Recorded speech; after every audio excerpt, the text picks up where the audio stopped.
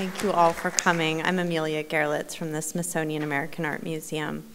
I want to follow up on their thanks to the National Museum of Women in the Arts for their incredible generosity in hosting us today. I also want to thank our colleagues at the National Museum of African Art, as well as the National Museum of African American History and Culture, which also served as a partner. Unfortunately, Talisa Fleming, museum curator at the National Museum of African American History and Culture, could not be here today as she's a federal employee, but she did serve as an advisor. I also want to thank advisors Virginia Mecklenburg, who's chief curator at the Smithsonian American Art Museum, again, who could not be here.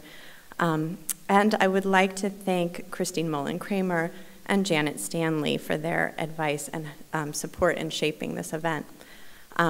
More than advisors, Kelly Quinn, Tara Foundation Project Manager for Scholarly and Educational Initiatives, a mouthful, at the Archives of American Art, and Renée Ater, Associate Professor of Art History at the University of Maryland in College Park, served almost as co-organizers of this event. They were incredibly generous with their time and fantastic in helping me with ideas for sessions and how to shape this program. So thank you to all.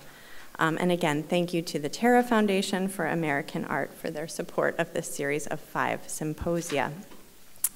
I wanted to also share with you all that the National Museum of Women in the Arts has welcomed you all to see all their exhibitions, of course, and also is offering a 10% discount in their gift shop, which is incredibly generous, so just show your badge.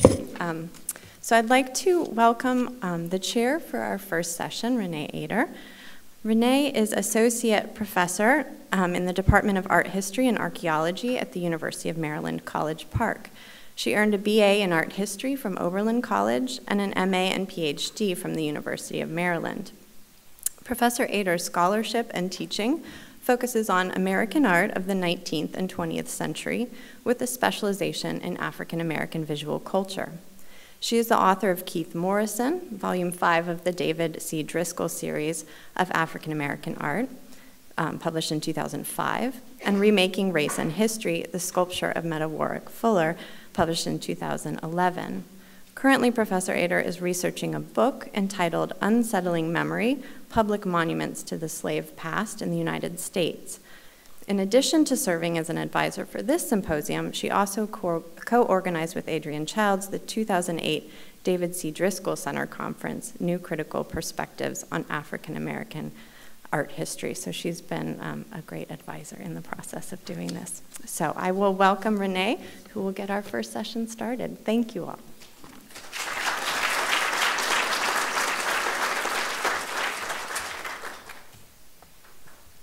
Good morning. It is a real pleasure to be here, and I was really happy that we didn't cancel this event, given all of the work, particularly that Amelia did to organize this.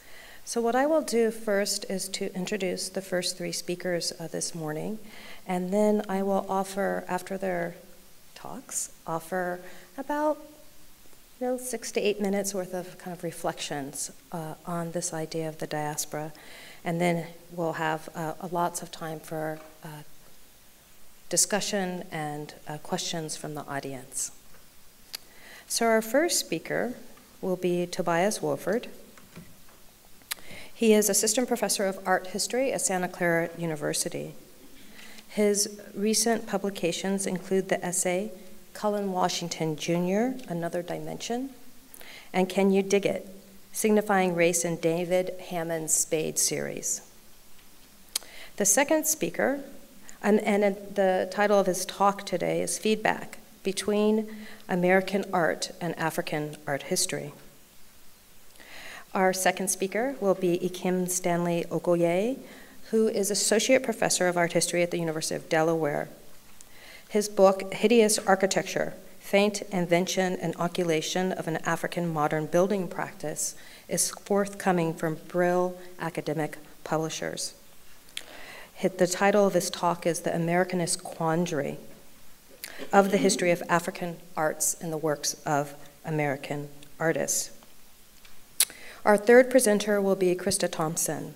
who is Associate Professor of Art History at Northwestern University.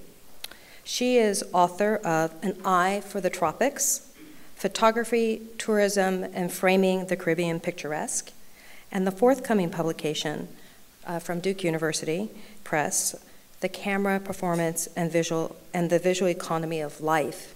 Excuse me, I've totally misdid that. Sorry, The Camera, Performance, and the Visual Economy of Light, an African Diasporic Aesthetic Practice. Thank you. So if you want to come up, Tobias, we'll begin with you. Let me leave this up here.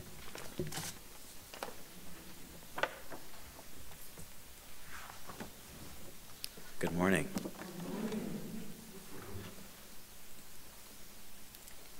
I should echo everyone's thanks. Thank you, Renee, for introducing, and Amelia for helping to organize this. I'm really happy that this is actually going forward.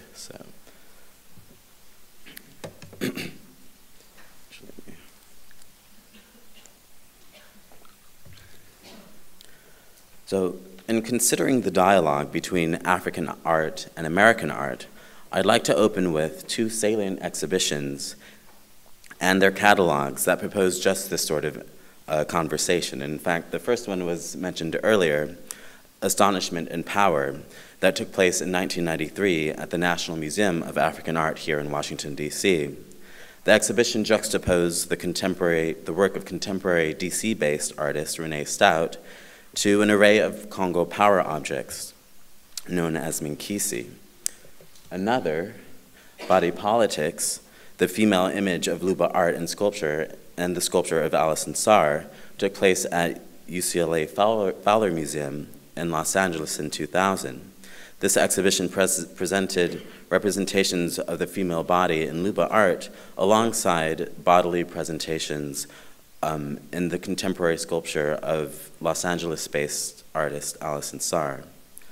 Thus, both exhibitions placed traditional African art alongside the work of contemporary African-American artists, and these juxtapositions seem to make sense, either by direct visual quotation of African art, as seen in the work of Renée Stout, or in the looser connections seen by the conceptually driven juxtapositions of the Body Politics exhibition.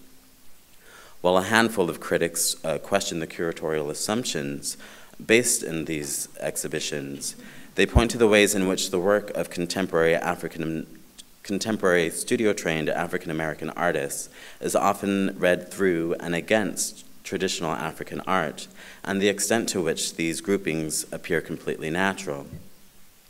In fact, African art has long played a role in the art and history and art criticism of African-American art. The deliberate use of Africa as a source of inspiration in African-American art reaches back to the early stages of the Harlem Renaissance.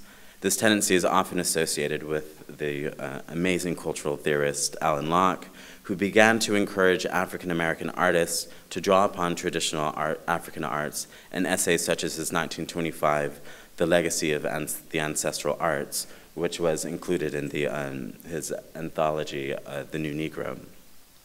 Taking the cue from white European and American primitivists, Locke urged his black contemporaries to look to African art traditions in order to create an art that was distinctly African-American. This call was met by, in the works of artists such as Aaron Douglas and Hale Woodruff. Now, while African-American modernism developed in relation to African art, in many ways, African art history emerged in light of the assumed relation to Africa and inspiration that Black Americans could draw from these works. Locke himself wrote extensively on African art when it was only beginning to receive scholarly attention in the West. He organized early collections and exhibitions of African arts, like the exhibition of the Blandau Theater Arts Collection in New York in 1927. Discourses about African art circulated through African-American networks. African-American publications like Opportunity published essays on African art written by early collectors such as Paul Guillaume, or early writers such as Paul Guillaume and the famous collector Albert Barnes. At least in the context of American artistic and academic circles, African art history and African American art have long been closely associated. And these very associations are the foundations upon which exhibitions like Astonishment and Power and Body Politics are built. But the relationship between African American art and African art is more than simply that of continuing traditions, or even that of artist and source of inspiration, if such relationships could ever be suggested as simple. The question I would like to interrogate more closely is how this relationship between traditional African art and the art of contemporary studio-trained African American artists comes about. My interest is in how African art forms and practices come to be incorporated in the work of African American artists, how these diasporic works inspire art historical interpretation read through African art history, and how such interpretations then inspire what African forms come to be incorporated by African American artists. In this respect, the relationship between African American art and African art is actually a complex network that I think might be illuminated by the notion of feedback. Most commonly associated with the screech of a poorly orchestrated AV system, where the microphone picks up the sound emanating from the speaker, feedback is a process in which information about the past influences the same phenomenon in the present or the future. Feedback as a model suggests a concept of time set slightly off kilter and working in a circular logic. I propose the collusion between African art history and American art can also be conceived of as feedback, a resonant discursive loop that connects American art and African art, diasporic art production and its interpretation, identity production and recognition. At times, feedback created involving our African art history and African American art can resonate productively to create new forms through which images of Africa, or through images of Africa circulating in art historical discourse. At such instances, these appropriated African forms are read as authentic and unproblematic expressions of African American identity and cultural difference. But this feedback can also create dissonance, where the cultural imperatives for identifying with Africa are resisted by African American artists, and the notions of authenticity and identity ingrained in American cultural discourse become exposed. I would like to introduce a couple of instances in contemporary African American art that reflect this distinctive feedback between American art and African art history. The result of feedback suggests how certain forms like Houston Conwell's conceptual performance pieces and installation work, or David Hammond's similarly abstract bottle pieces, are tied to African tradition. It also suggests the conceptual leaps in curatorial projects of such exhibitions as Astonishment and Power and Body Politics. So the example of Houston Conwell's early performance work shows the intricate relationship between production and interpretation of African American art and the ways in which African art informed this relationship. As early as 1974, Conwell began to create works that incorporated aspects of ritual in multimedia installation and performance. In examples such as his 1977 piece, Juju 3, Conwell performed ceremonial gestures that involved an array of objects created out of latex rubber. Sometimes these objects were sheets bearing various patterns, symbols, and figures, while others were bags of stuff that one contemporary viewer described as clearly magical. Throughout the performance, Conwell enacted a series of intuitive motions involving the accoutrement and the audience, while accompanied by a collage of sound and chants. According to one viewer, the performances were abstract in form, though most often structured as a ceremony with offerings and thanksgivings. These works were clearly in line with the rise of post-minimalist art in Los Angeles, with their references to the body and interrogation of medium and language. Yet these performances maintain an element unique to Conwell's Black identity, as they clearly reference African ritual, while the work's objects and titles were inspired by juju, a vernacular spiritual practice associated with the American South and increasingly known in the 1970s to have African origin. In fact, Conwell's interest in juju was inspired by Romare Bearden's work interested in Southern spiritual life and ritual life. In this sense, Conwell's use of juju and ritual reflect a search for work that can be distinguished from other practices through a racially specific language based on African art. Judith Wilson explained in a 1984 article on these performances, quote, "By couching his artistic expression in the international language of ritual, yet employing culturally specific terms like juju bags or the gut bucket, Conwell has grounded his performances in a distinctly Black ideological context," end quote. And Conwell was not alone in this respect. Ritual was mixed with other Black signifiers in the work of African-American artists in the 1970s. Think of the ritual in the performance piece Freeway Fets by Singa Ngudi, which included Marin Hassinger and David Hammond. Or in the video piece, Water Ritual No. 1 by Barbara McAuliffe.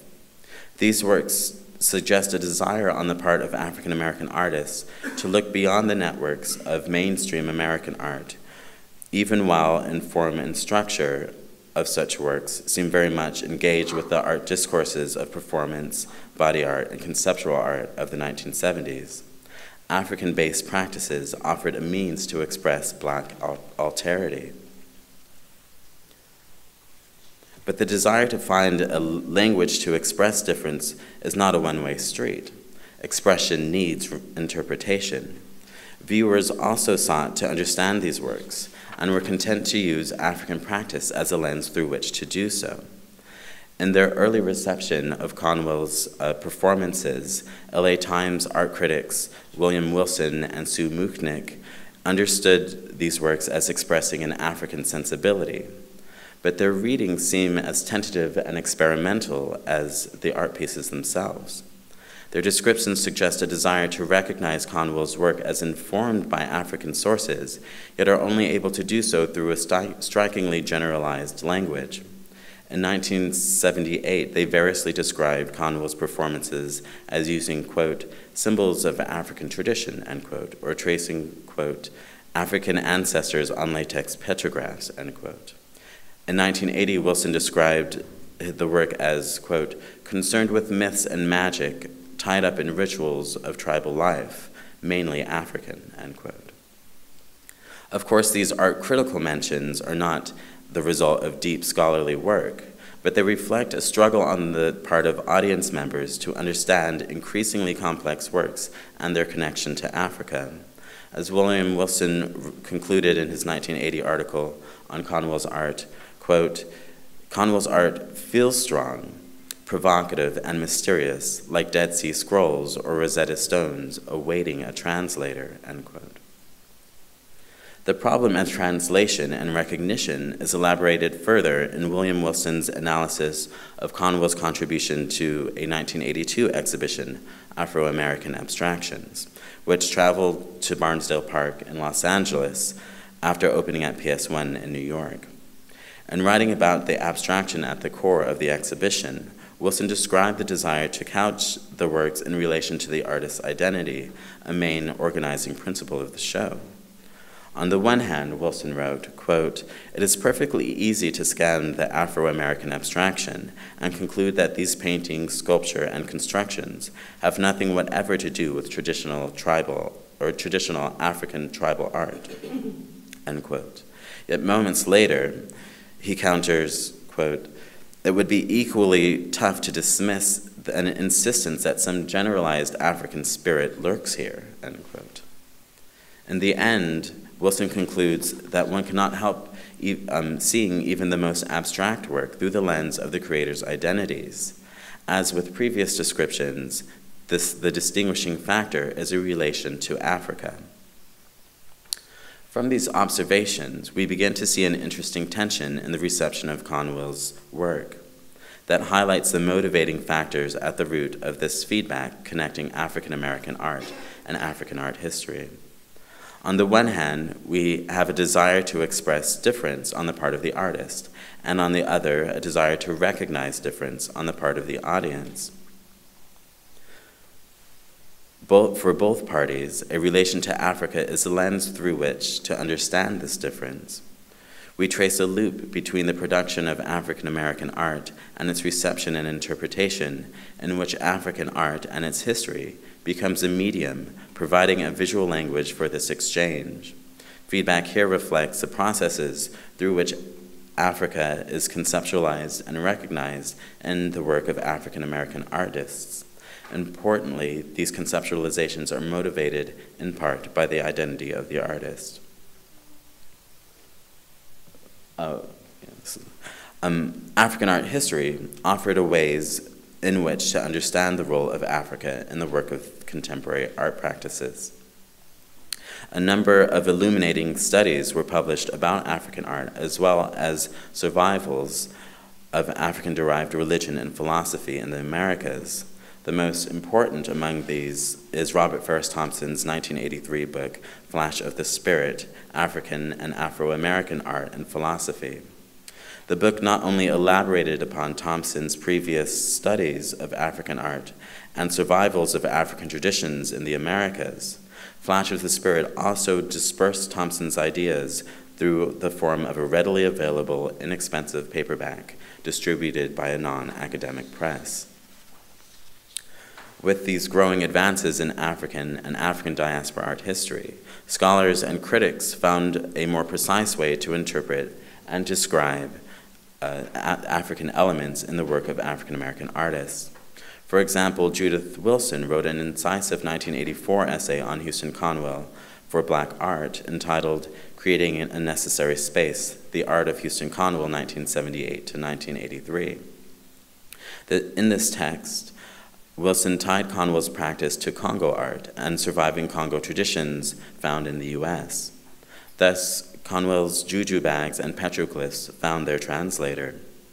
No longer a vague, generalized rituals of tribal life or African ancestors, Wilson's text was able to situate Conwell's work within specific African practices, materials, and philosophical underpinnings.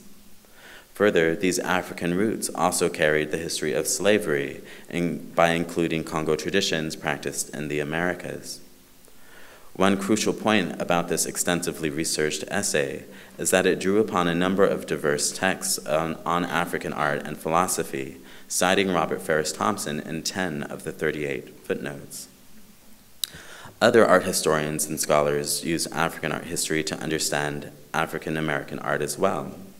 Lucy Lepard's writing on Conwell and her influential 1990 text, Mixed Blessings, also relied heavily on Thompson to translate Conwell's increasingly complex spatial installation pieces. Excuse me, oops, sorry. But scholars and critics weren't the only ones following the advances in African art history. Artists drew upon these texts as well and formed a more precise language for referencing African art and tradition. For example, Houston Conwell's work became more specific in the sort of African and African diaspora practices it referenced.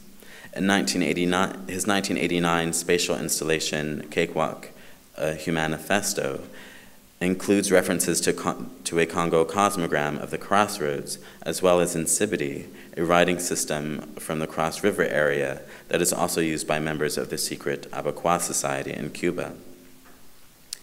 These African symbols were combined with references to African American life and history, creating a work with deeply diasporic tones rooted in African understandings of the world.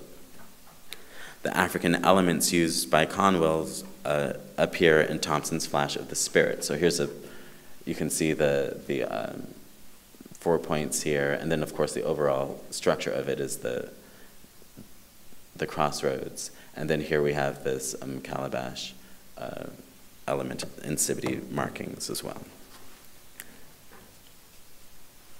Nor was Conwell alone in his use of the newest African art history as a source of inspiration. David Hammond's reported flash of the spirit as a genesis for his use of bottles in sculptures and performances. Most often these bottles were found during his walks through the streets of Harlem. In sculptural works, such as his 1985 Untitled Bottles piece, Hammond's inserted objects such as crosses or mini Minkisi into clear empty wine bottles. Grouped together, the bottles with their collection of mysterious curiosities seem to represent a sort of shrine, a spiritual altar reframed by the space of the art gallery. In an interview with Kelly Jones, Hammond cites Thompson's Flash of the Spirit as a source for these works, referring to an image that depicts a Haitian practitioner of Vodou sitting behind a Peto table altar. And this is the image here. Renée Stout, the artist included in Astonishment and Power exhibition that I opened this discussion with, is also among the artists whose work is deeply imbued in African art history. Younger than Conwell and Hammond's, Stout finished art school in the early 1980s and is the best known of her works developed after the publication of Thompson's writing. Stout's 1992 piece, The Crossroads, for example, resonates with Thompson's theory of the crossroads as a major element of Congo philosophy. This outdoor installation symbolically maps the cardinal points of the Congo crossroads. In her notes on the project, Stout conflates signs of her own personal and family histories with elements that Thompson has described as enduring Congo tropes, such as the use of mirrors and the crossroads cosmogram. Interestingly, this spatial configuration shares many similarities with the mystic roundabout located in the Central African town of Kanaga and photographed by sociologist Wyatt McGaffey. The vast outdoor space is discussed by Thompson as a contemporary mapping of the four-cornered Congo cosmogram. Thus, drawing upon these African art practices explored in art historical writings of Thompson and McGaffey, Stout is able to connect her own production to other areas of the African diaspora. As with Wilson's reading of Conwell's work, African art history also provided viewers and intellectuals in the arts community with a guide for reading these complex works created by Hammond and Stout. For example, in her essay, Blood Relations, Jose Bedia, Joseph Beuys, David Hammond, and Ana Mendieta, Melissa Feldman turns to the writings on African art by Wyatt McGaffey to extrapolate African elements incorporated in Hammond's work. Feldman asserts that the eminence of Congo elements incorporated into Hammond's work. She proves this by alluding to the use of hair, bottles, and detritus, noting the import of such works and materials in Congo art. Thompson's research is also as central to Dawood Bey's article, In the Spirit of Minkisi, the Art of David Hammond. In addition to art criticism and art history, we also have curatorial projects such as Astonishment and Power, which juxtaposed Minkisi of Central Africa with the art of Stout, included texts on the Congo art by Wyatt McGaffey. African art history provided a lexicon of signs and symbols for reading not only African art, but the works of African American artists working in modes that would otherwise be illegible to American art institutions. With work like Stout's Fetish No. 2, we have examples where the feedback involving American art and African art history resonates most smoothly. Artists produce new artistic forms inspired by African art that articulate their racial and cultural difference. Then audiences are able to read this articulation and their complex connotations with African art history as a guide. I think that this is no coincidence that the strategy of production and interpretation gains particular speed during the decades of multiculturalism in the 1980s and 1990s. At this time, artists and viewers alike were searching for new conceptual modes that broke from Western conventions and expressed Black subjectivity as rooted in a difference that was fundamental.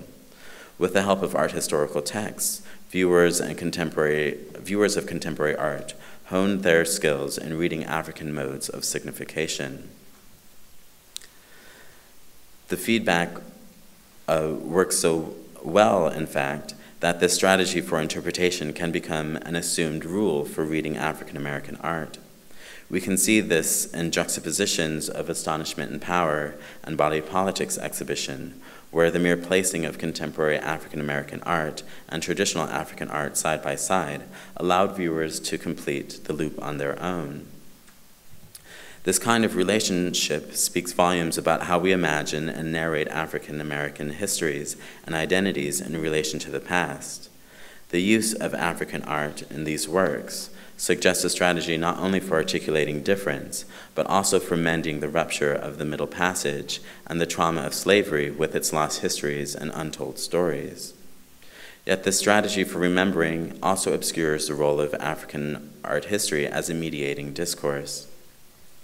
With feedback, the African past and the American present seem so smoothly connected in such a way that that is even beyond the intentionality of the artist or the reader. Consider Alison Saar's discussion of the ways in which some of her works draw upon African art. In an interview connected to the catalog of her exhibition, she told Polly Nutter Roberts, quote, "I think that a lot of my work is informed by African ideas, but not necessarily directly. And yet there is this curious sort of crossover that happens. I'll make a dog, and then Bob Thompson, Robert Ferris Thompson, will call and say, 'Wow, did you know that dog is ... Things just come together,' end quote." Saar's comment reveals that in African American art feedback, interpretation and production can blur. As with the sound in an AV system, it is often difficult to tell which comes first, the creation of form or its interpretation. Further, the finding of African origins in Saar's art also connects to the workings of identity. If there is an unproblematic, almost instantaneous connection between the production of African-based American art and its meaning, then there seems to be an almost pure connection to the African source of inspiration. African American relationships to Africa seem to maintain a pure, atavistic access to the past without the mediation of scholarly art history. However, the harmonious feedback between African American art and Africa relies on the desires of both to both recognize and express Black difference in contemporary African American art, and the notion that this difference is embodied in relation to African tradition. It is important to note that not all African American artists have embraced this mode of diasporic art production, or the interpretive framework through which it has been read. While sometimes resonant, there is also dissonance in the feedback loop between when one actor in this equation resists the flow of identity, production, and recognition mediated through African art. Rather than invoking Africa in order to create a uniquely African American art, some contemporary artists have used Africa as a sign to expose the constructed nature of identity. For example, when critic and scholar Clara Crawford offered a somewhat essentialist reading of William Pope L's work by tying his messy performance style with foam power objects known as boccio. Pope L responded by asserting that the extent of his knowledge of the power objects has been gleaned from the text of Africanist art historian Suzanne Blier, the same text that Clara Crawford used to read the works. As Stephen Nelson observed from this exchange, quote, Pope L directly questions the still popular notion for Black people and as well as non-Black people that African American artists have some innate natural connection or innate natural primitive connection to Africa, and in essence exposes such notions as constructions based on desire, end quote. The dissonance that arises in this example shows that the feedback involving African art and African American art is actually about creating discourses of difference in American identity politics. It suggests the way in which individuals define themselves and are defined exteriorly through art discourses, and highlights the role that art plays in producing African American subjectivity. Further, Pope L's case suggests how the difference that articulates the boundaries of African American identity may be naturalized in such a way that can prove restraining for artistic expression and reductive to the point of stereotype. Feedback involving African art history and American art creates resonance and dissonance between the reception and interpretation of African American art. In this network, African art and its history becomes a medium through which contemporary art forms are created and read, and conceptions of difference are expressed and recognized. Sometimes this feedback can delineate identities rooted in African tradition, but in some cases, it highlights drives to identify otherness in American cultural politics. More than a discourse for the production and interpretation of art, this feedback is a strategy at the core of American identity discourses. This complex network creates art that is structurally American, but set apart in some way that renders the artist and her or his community recognizable. Further, African art history plays an active role in American art that can often be overlooked. Recognizing and analyzing the feedback that involves African art history may be steps toward exposing the many complex processes and of identity and community formation that take place somewhere in the space between American art and African art history. Thank you.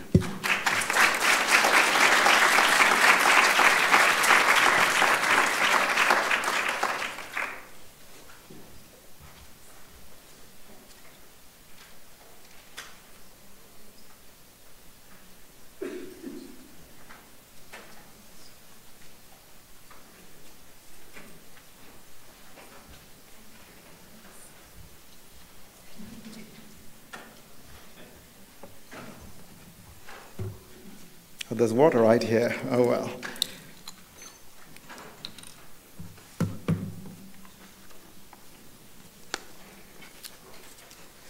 So I think I want to start off by having you pay attention to the fact that the title for my talk has changed somewhat from even what Renée announced.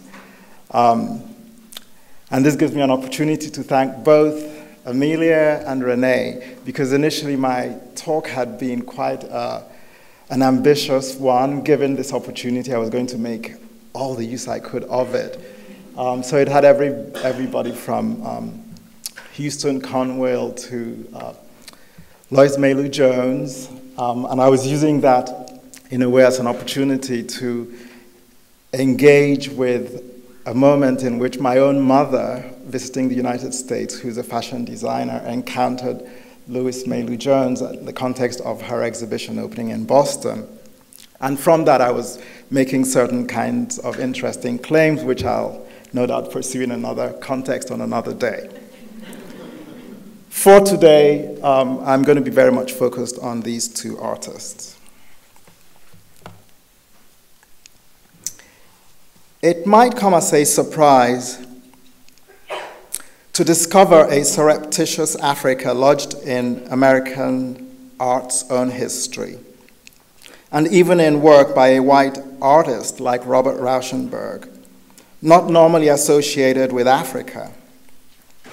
Think, however, that if I can show that Robert Rauschenberg is insufficiently understood without acknowledging Africa, then how much more it must be that a critical interpretation of African American art must rest on knowing African art history well.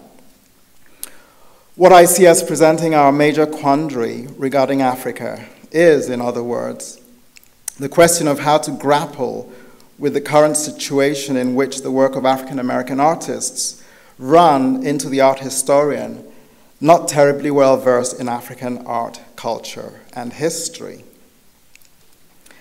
I would like to suggest that to broach the difficulties from which our quandary emerges, we will first need to be persuasive about Africa's ubiquity in unexpected places and in ways that are not entirely anticipated. And this is what I'll be mainly concerned with in my narrower paper today.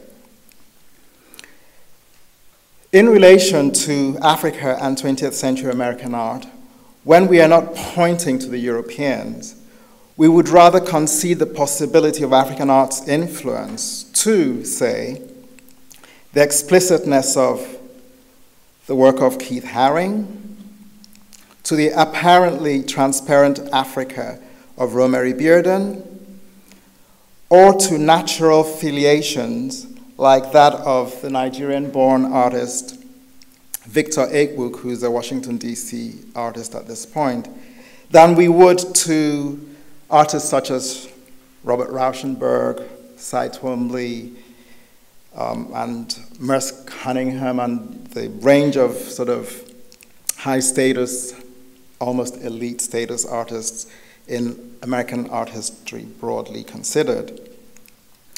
One searches in the literature in vain for a significant critique of Robert Rauschenberg's work from the point of view of an engagement with African art. And so this claim appears controversial from the start. Before attending to what an alternative interpretation of his work might look like, I want first to place Rauschenberg next to Rosemary Bearden, an artist whose late career engagement with African art, while though not considered hidden, is far more complicated than we have tended to think. From about the mid-1950s for Robert Rauschenberg, who was born in 1925 and died in 2008, and a few years later for Rosemary Bearden, born 1911, died in 1988, collage had become attractive as a practice sustained by both artists for the rest of their careers, even as they also explore other things all the while. With approaches that are not comparable, only during 1970 do their aesthetics within this practice seem vaguely comparable. Mixed media work, often paint on canvas interspersed with cutout shapes from cardboard. In Bearden's case, this also involved photostat copies of art, mainly cutouts from magazines. In the era well before these images, that is, before the civil rights movement had real presence on the national consciousness, the experience of these two artists could hardly have been more different. My immediate point here will be to suggest that their trajectories vis-a-vis Africa might not be as distant as first assumed, and that what obscures the white American artist's more ambiguous, hidden connection to Africa is in itself instructive. I do not mean to suggest that Bearden's engagement with African art is all that transparent. Already in his mid-50s, by the time his work gains national attention, Bearden's interest in and valuation of African art may be judged from the work, of course, but also indirectly from what he wrote. Whereas no one seemed to consider inviting Rauschenberg to comment on African art, Bearden was called on to do so occasionally. Apparently, this was not just because from the mid-1960s he included clipped and reassembled copies of African art in his collages, but also, I am sure, because he was emerging as the most influential black artist. Though a later acknowledgement of this positioning,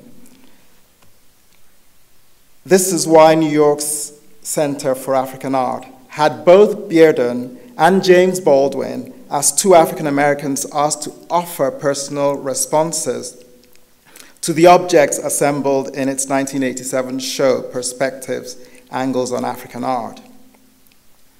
My point of departure will, however, be Bearden's review of Geoffrey Williams's 1971 book, African Design from Traditional Sources. not only because it occurs only 3 years after Bearden's first use of African art, nor because it coincides more closely with the moment of Bearden's greatest successes, but because the review is one of the briefest and yet most succinct ones ever encountered for all its 6 lines. It was a review of her book in 6 lines.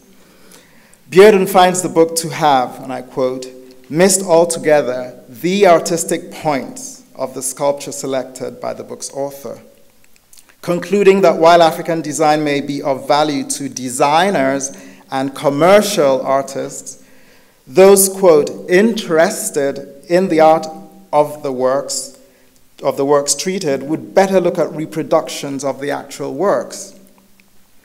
I'm interested in his idea of an artistic point and of the art of the works, especially because the distinction Bearden draws between art and commercial art, that is, between the vision of the artist as opposed to that of the graphic designer, offers an anchor by which to keep our understanding of his own use of African art from straying.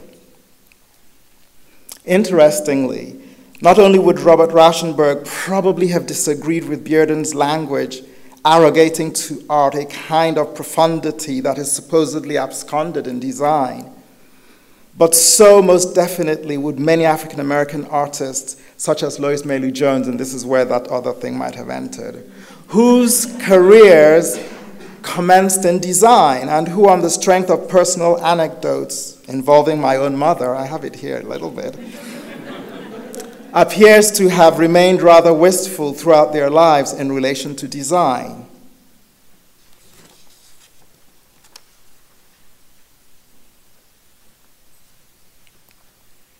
Regardless, however, of whether or not one agrees with Bearden's point on the matter, it opens a window through which to interrogate his engagement with African art, if for no other reason than that Jones and Rauschenberg, in relation to art and design, operate closer to the perspectives on the matter taken from traditional African culture than does Bearden in his normative assumption of this divide.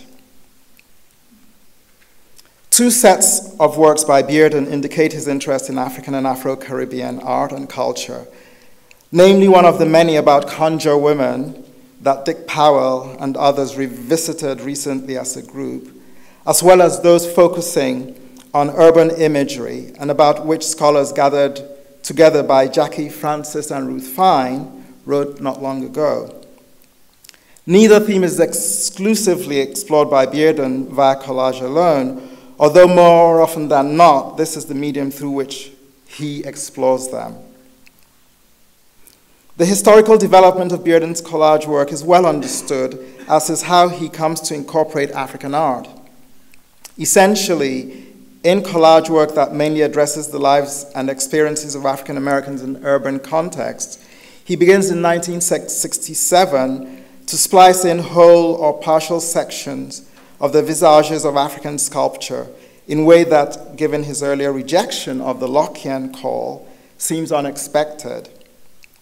Basically, the return to Africa comes on the heels of a return to African-American subjects. Taking Bearden seriously, we should not suggest that he became a student of African art in the sense that he pursued its meaning for Africans, that is, for the world from which the objects emerged, in order somehow to then transfer some of that charge to his own work. However, Bearden's route to African art is nevertheless complicated by his engagement with conjure women in the Caribbean, that is, by a culture of women that was perhaps the furthest from African American forms of black culture to which he himself was able to travel, and in some sense the closest to non-Christian African spirituality on offer. Bearden's use of the prefabricated faces of African art is fascinating, most tellingly that he does not favor naturalistic traditions over the more common abstractive ones. Instead, he inserts single or multiple holes and fragments of these masks and faces to produce the implied personalities of his subjects, the relational logics of their spatial relationships within the frame, and perhaps even their emotional states. Africanist purists would surely be horrified, as if he is like a mad scientist involved in a kind of genomic chromosomal mixing that risks producing evil mutants. That one's for my little daughter over there who's really into this stuff. The involuntary shudder worthy of something like eating pears whose specular skin was produced by splicing strands of leopard DNA into cells that grew the fruit tree. At one level, this is not quite Bearden's aim. In his selection of the flattened images from which to produce the fragments that will later be reassembled into new wholes, he takes the original creators of the works more seriously as artists. This is to say that although African artists as much 3,000 years ago as 1,500 or 100 were doubtless inserted in their own cultural universes, and although, as Carl Einstein famously established in 1915, the simple act of seeing is already written all over by culture, Bearden was insisting that when any artist encounters the medium of their work, this moment of a kind of direct, barely mediated connection between artist and medium necessarily recaptures a kind of autonomy. Man, or woman for that matter, faces clay and has to mold it. In the molding process, lost to himself or herself, a kind of universal experience unfolds that any other artist placed in that situation supposedly would comprehend. This seems to me to be what Bearden means by art content, an arena of reality, contemplation, and action in which the artist submerges himself or herself underneath culture in order just to do.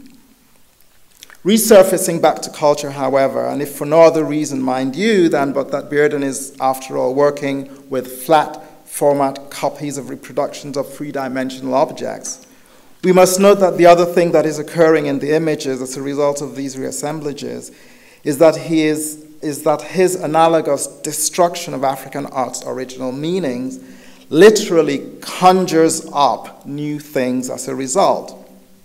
I believe that his own recognition, perhaps even occasionally haunting, by the power of what emerges from the disparate, lifeless fragments, is why real-life conjure women held for him such fascination.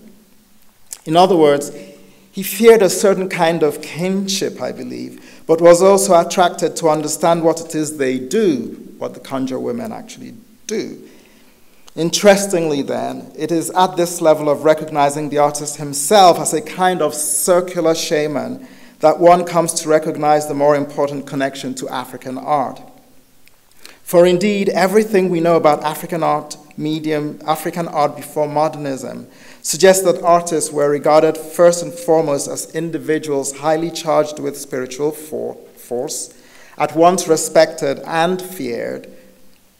We also know that the procedures of art making in this world similarly involve the bringing together of rather disparate things, each with its own original physical presence, shape, form, smell, and color, and signification, out from which in Africa emerges a new creation. A few of us may recall that from the perspective of the average American, Africa would have seemed a rather dangerous place in about 1967, when Bearden took an interest in the possibilities of collage. Coups and counter-coups, religious strifes and riots, assassinations, mass expulsions of illegal immigrants, Nigeria to Ghana, and ultimately wars, Biafra being the most memorable. I want to suggest that if that was not the picture painted, it is likely that Bearden would have gone to Africa and that the Caribbean served not exactly as surrogate, but as a world that, at least in regard to conjuring, belonged to the same conceptual and logical universe. The Caribbean was, in other words, and nearby Africa.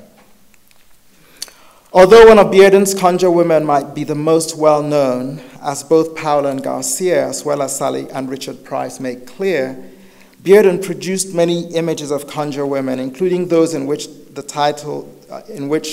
in whose titles the word obia occurs instead. Indeed, so fascinated by the subject was Bearden that in 1975, 11 years later, he was still reinterpreting this figure. However, one of them, Obia's choice, is a kind of marginalia of his practice hardly attended to until Richard Price's recent book, and it's particularly noteworthy. Although I describe with Price when, among other things, he prioritizes its being charged with erotic tension, I prefer first to indicate it's being based on the 1,000-year-old terracotta practices of Old Jenné in Mali, and of a particular moment in Jenné's temptingly semiotic field of serried objects, whose gestures Bearden's subject repeats. Obia's choice brings together two women, one figure holding a gourd, and she vaguely recalls figures from Bearden's 1950s work. So I'm talking about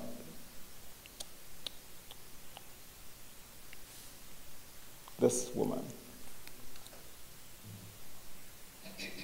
So her whiteness need not be taken for race. The gourd appears to be offered to the woman in the foreground, modeled, as I had said, on the Jenné religious figurines. And if you have any doubt, just look at, well, just look at the fingers on these two, on the Jenné woman and on the painting itself.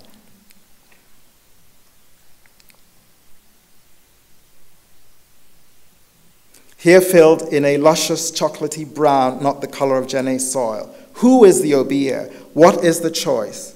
Richard Price gives us quotes from Bearden on this work, but as I have already indicated, we should not always take an artist's word transparently for the only source of the meaning of a work. Instead, what I'm trying to suggest here is that Bearden is by this work already seeing himself and his practice as akin to that of an obia, while he also comments on the very nature of the choices he was making in producing the more studied, time-invested collages in which the difficult but nevertheless necessary process of choosing, destroying, destroying and reviving anew. Bearden's fascination with the obia and conjure women mark, I contend, a kind of nervous self-recognition in these others. They were women, and they were anxiety-producing at times, as Bearden once confided. I certainly find intriguing the section of the same quote in which Bearden is speaking of the obia, or is it her apprentice, preventing one of them from going into a man. Again, the manifest fear of women who can enter a man, unimpeded by that also enacts the very thing that art, at its best, seems to manage. We do not know, in fact, that much about the Jenné object that is the foregrounded woman's model, although Africanist art historians have suggested that they did serve a ritual purpose and would have been found on ancestor altars located in domestic settings. Unlike a lot of the objects spliced into Bearden's collages and whose anthropological meaning is well understood, this one is quoted almost verbatim in terms of its posture, gesture, glance, and placement of the hands. The work required in the collages to sever the original object from their meaning is, in other words, not the issue here, so that the object can float freely into an arena of meaning that we as viewers, every bit as much as the artist might want to, place it. It is interesting that this free-floating sign is therefore the one that also comes whole, not subjected to the fragmentation and reassembling visited upon the other selected African objects. Although a good number of Bearden collages, including Farewell to Lula, might appear as if Bearden's Africanity is merely about relocating African-American subjectivity within a fractured and reconstituted African visage, there is something more complex and far below the surface about his approach. He had a studied knowledge, sometimes via the Caribbean, not just of the art history of the objects he chooses, not just a sense of their necessary destruction and thankfulness for their sacrificed souls in pursuits of new beings, but doing so, Bearden literally constitutes himself as artist in ways not unlike how he understood African artists themselves to have once operated.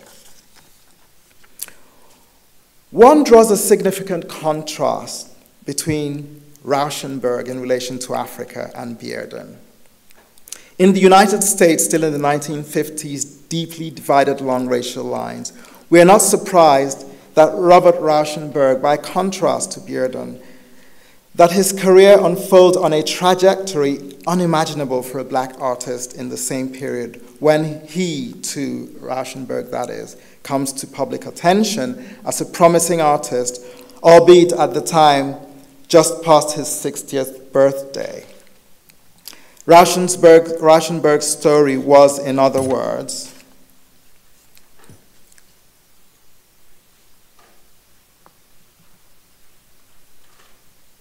that of a very young man rising early to the surface of the American art world, and as such increasingly surrounded by a discourse and media interest that was barely accruing to Bearden, an older artist by 15 years. And actually here, I probably should, let's see what I have. Yeah, I can have this up instead, so you're not listening in the dark, as it were. For a sense of what media interest might mean to a white artist in the 1950s, imagine this is a procedure that worked to locate Rauschenberg almost as if he were the Elvis Presley of the art world.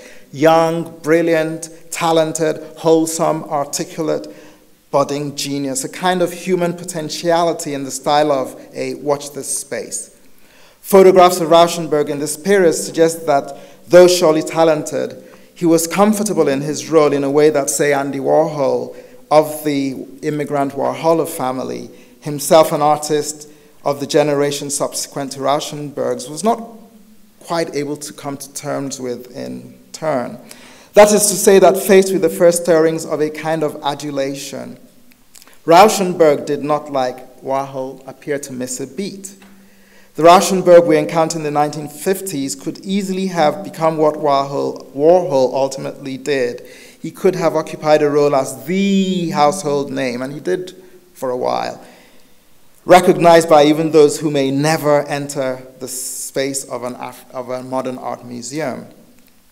So, all-American boy, and I had a picture of him with Mike Wallace on a morning primetime show, just to show how much he was part of popular culture, might appear as an unlikely candidate for an engagement of any sort with Africa. And yet, curiously, as he too worked with collage and assemblage, this is exactly what happened. I'm not calling attention here to the fact that, in line with many modern artists before him, Rauschenberg had among his personal collections of artwork a few objects from Africa itself, and this is from his personal collection. Nor am I concerned with arguing, for instance, that some of Rauschenberg's own sculpture had over the years learned something of the procedures of African art, either directly or indirectly, as in, say, the mediation via the work of a European artist like Kurt Schwitters, one or two of whose works were also in Rauschenberg's collection. I'm not even concerned, though it could have served, with the fact that a few of Rauschenberg's works incorporate African things in their formulations of new content, such as this. Actually, this is a substitute for one that does, but it will do, in which whatever the meanings may have been of their African element originally, like in Bearden, reconfigured in the service of the artist's will towards new content, just like Bearden might have done. I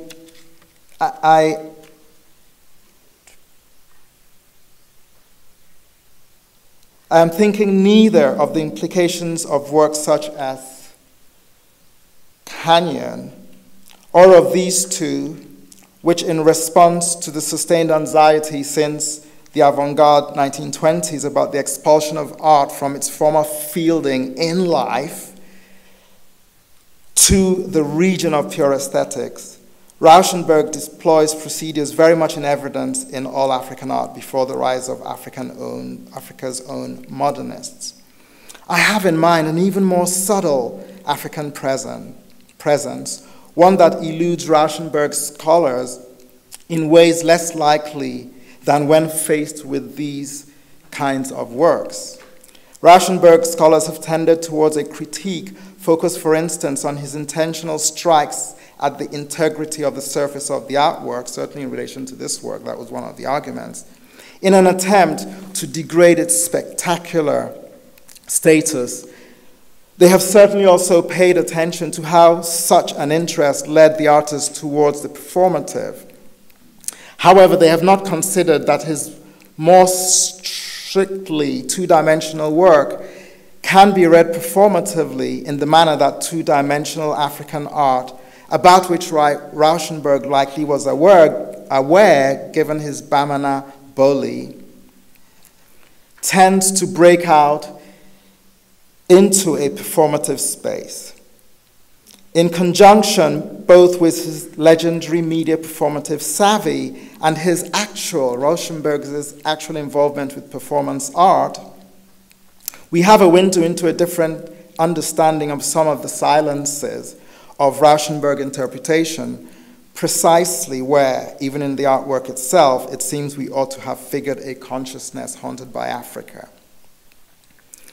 Pursuing with even greater intensity his belief that art engaged life, Rauschenberg created Rocky, the Rauschenberg Overseas Cultural Exchange, in the early 1980s, a kind of collaborative global art-making roadshow to places as varied as China, Malaysia, and Venezuela.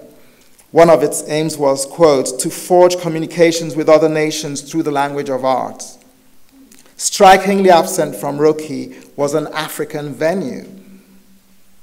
Rocky may thus have appeared to submit to the common neglect of Africa for things claiming globality. In fact, however, Rauschenberg had received an invitation to bring Rocky to South Africa.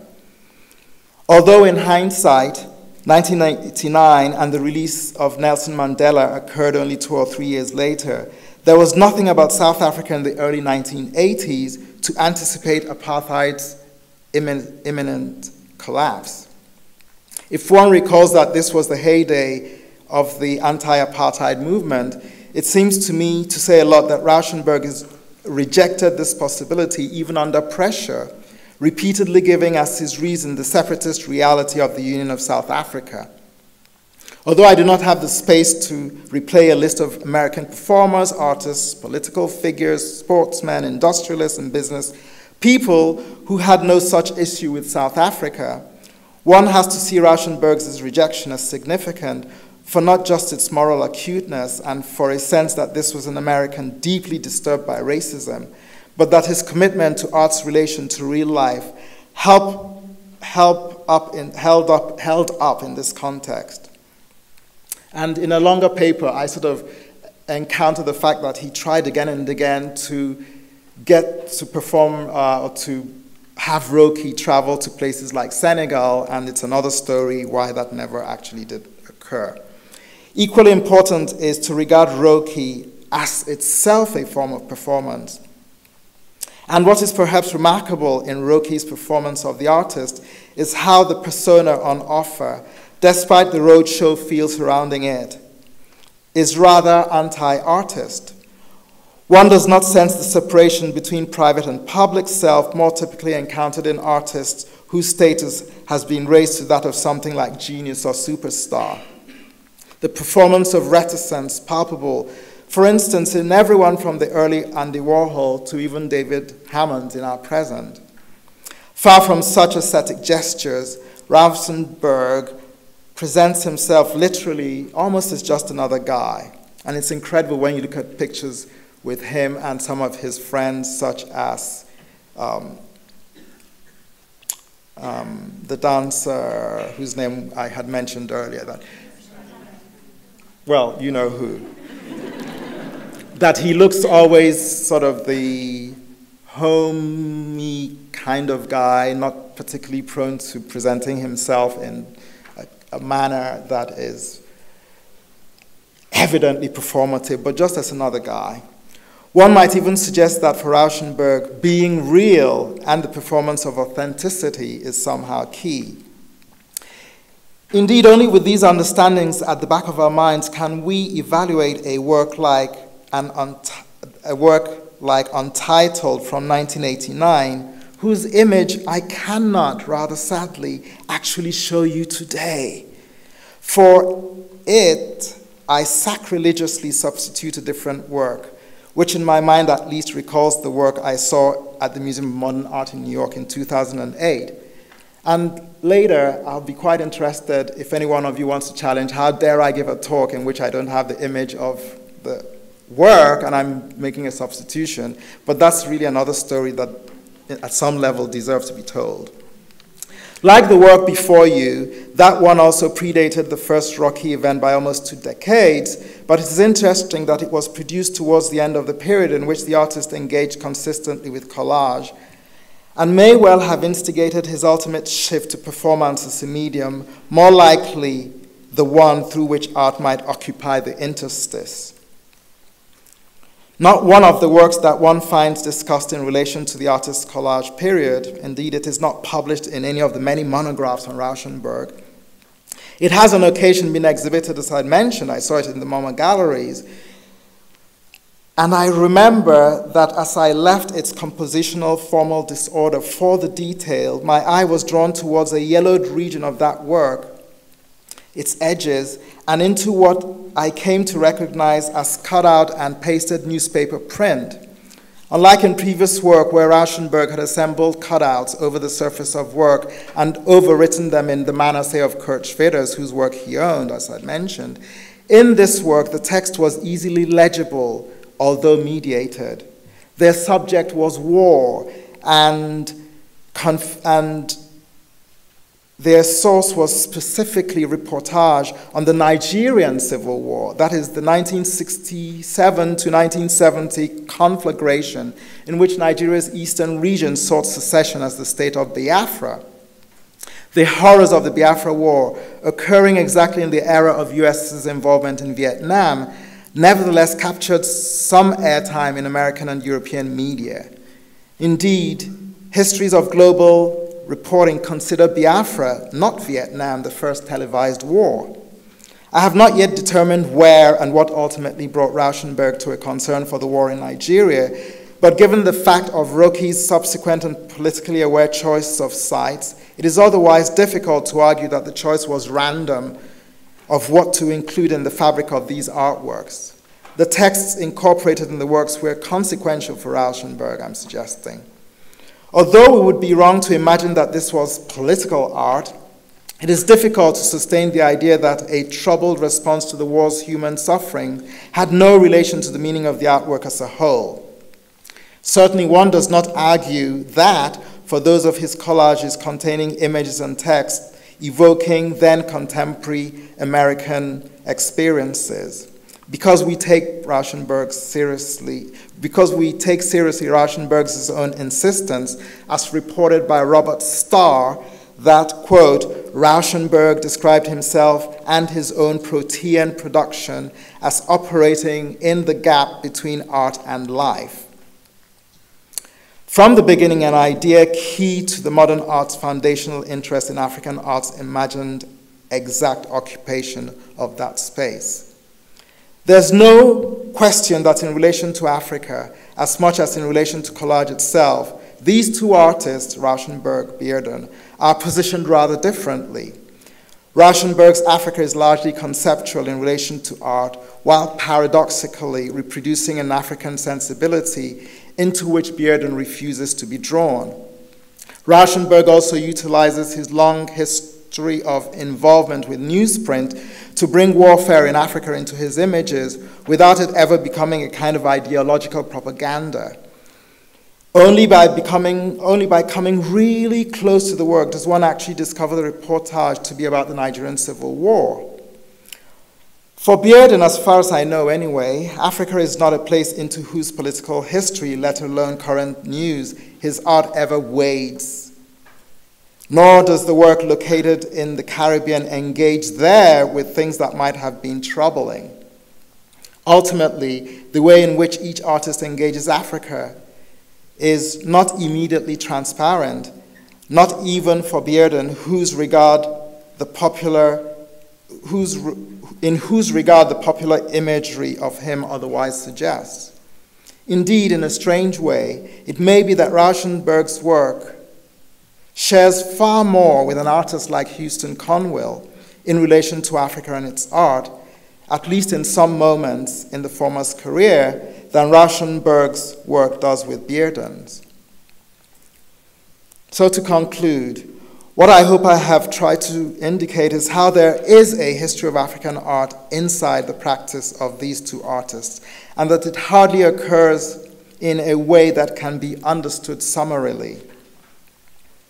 Such stories, meaning they are lumpy, changing, rather than constant and easily anticipated presence in this or that group, racial ones included, in this or that period, can bear serious study.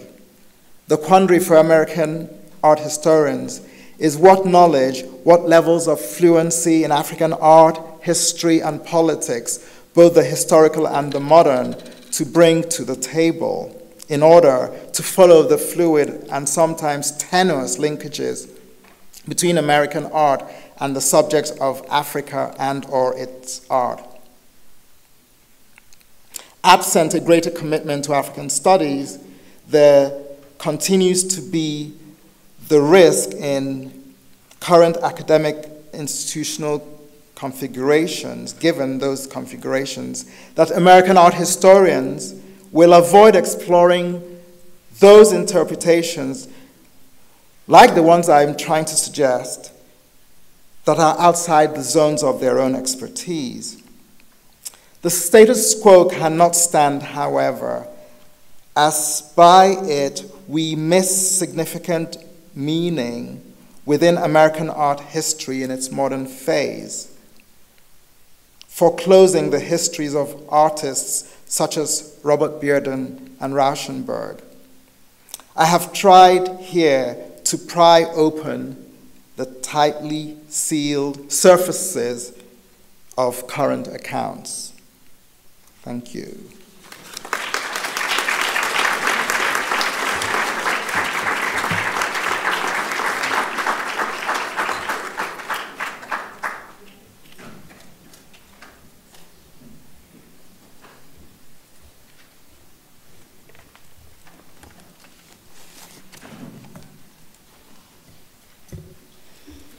Hi, I want to thank Amelia again for organizing this conference not once, but twice, and for everyone for redoubling their efforts to be here today.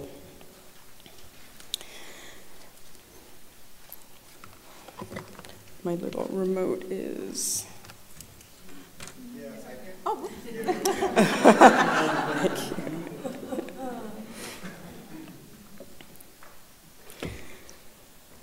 In the mid-1960s, Detroit-born, Brooklyn-based artist Tom Lloyd was one of several American artists who began working with light and light fixtures as a medium. Lloyd was originally trained as a painter and studied at the Pratt Institute. By the mid-1960s, he took part in several exhibitions that brought together artists working in the nascent genres of video and electronic art. Among them, light as a creative medium, held at the Carpenter Galleries at Harvard University in 1965, and light turned on at the Institute of Contemporary Arts in Boston of the same year. The latter exhibition included work by artists like Dan Flavin, and Lloyd has this interesting shared exhibition history with him in the mid-1960s. It included two Robert Whitman and Joe Jones. Marcel Duchamp attended the show's opening. Pictured here with Jones and his music Plant, we see Lloyd in the background of the image. He and the women in the photograph were not identified in the museum history in which I found this representation. And it's precisely this absent presence within American art history that's something I want to interrogate over the course of this presentation. On the heels of these exhibitions in the next 3 years, Lloyd would be part of group shows at the Contemporary Arts Museum in Houston, at Galerie Ilana Sonnabend in Paris, and he also had 4 solo exhibitions, the first of them being in New York's Amel Gallery in 1965. Titled Electronic Refractions, the works in the show consisted of wall-mounted light sculptures that formed different geometric shapes. And we're looking at an invitation for that exhibition here. His Dal Fawn, which you're seeing here from 1965, is, for a long time, was one of the few images that I had of this kind of early work. This is another work from 1965 from this exhibition. And we're lucky that the Studio Museum in Harlem recently had someone kind of look at the programming of it and kind of reconstruct the work. And so this is his Narracan from 1965. The work is about 3 feet wide. His works contained light fixtures that radiated different colors, including kind of red, blue, yellow, and green in these syncopated patterns. Each fixture was really composed of these bulbs that were placed behind lenses, and I got the opportunity to see a part of the work kind of taken apart recently. And they were all put in behind these lenses, which refracted light in these changing configurations, which were electronically controlled. And that's a close-up of the lens.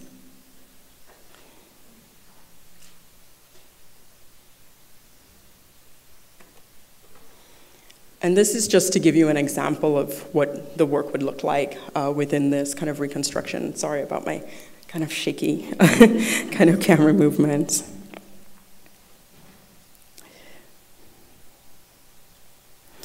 So Lloyd's work was also featured in the solo exhibition, Tom Lloyd Kinetic Light Sculptures, in 1968 at the Howard Wise Gallery. And again, we're looking at a kind of gallery brochure from that show. The venue hosted exhibitions that were really very kind of innovative shows during the 1960s, including Lights in Orbit from 1967 and TV as a creative medium.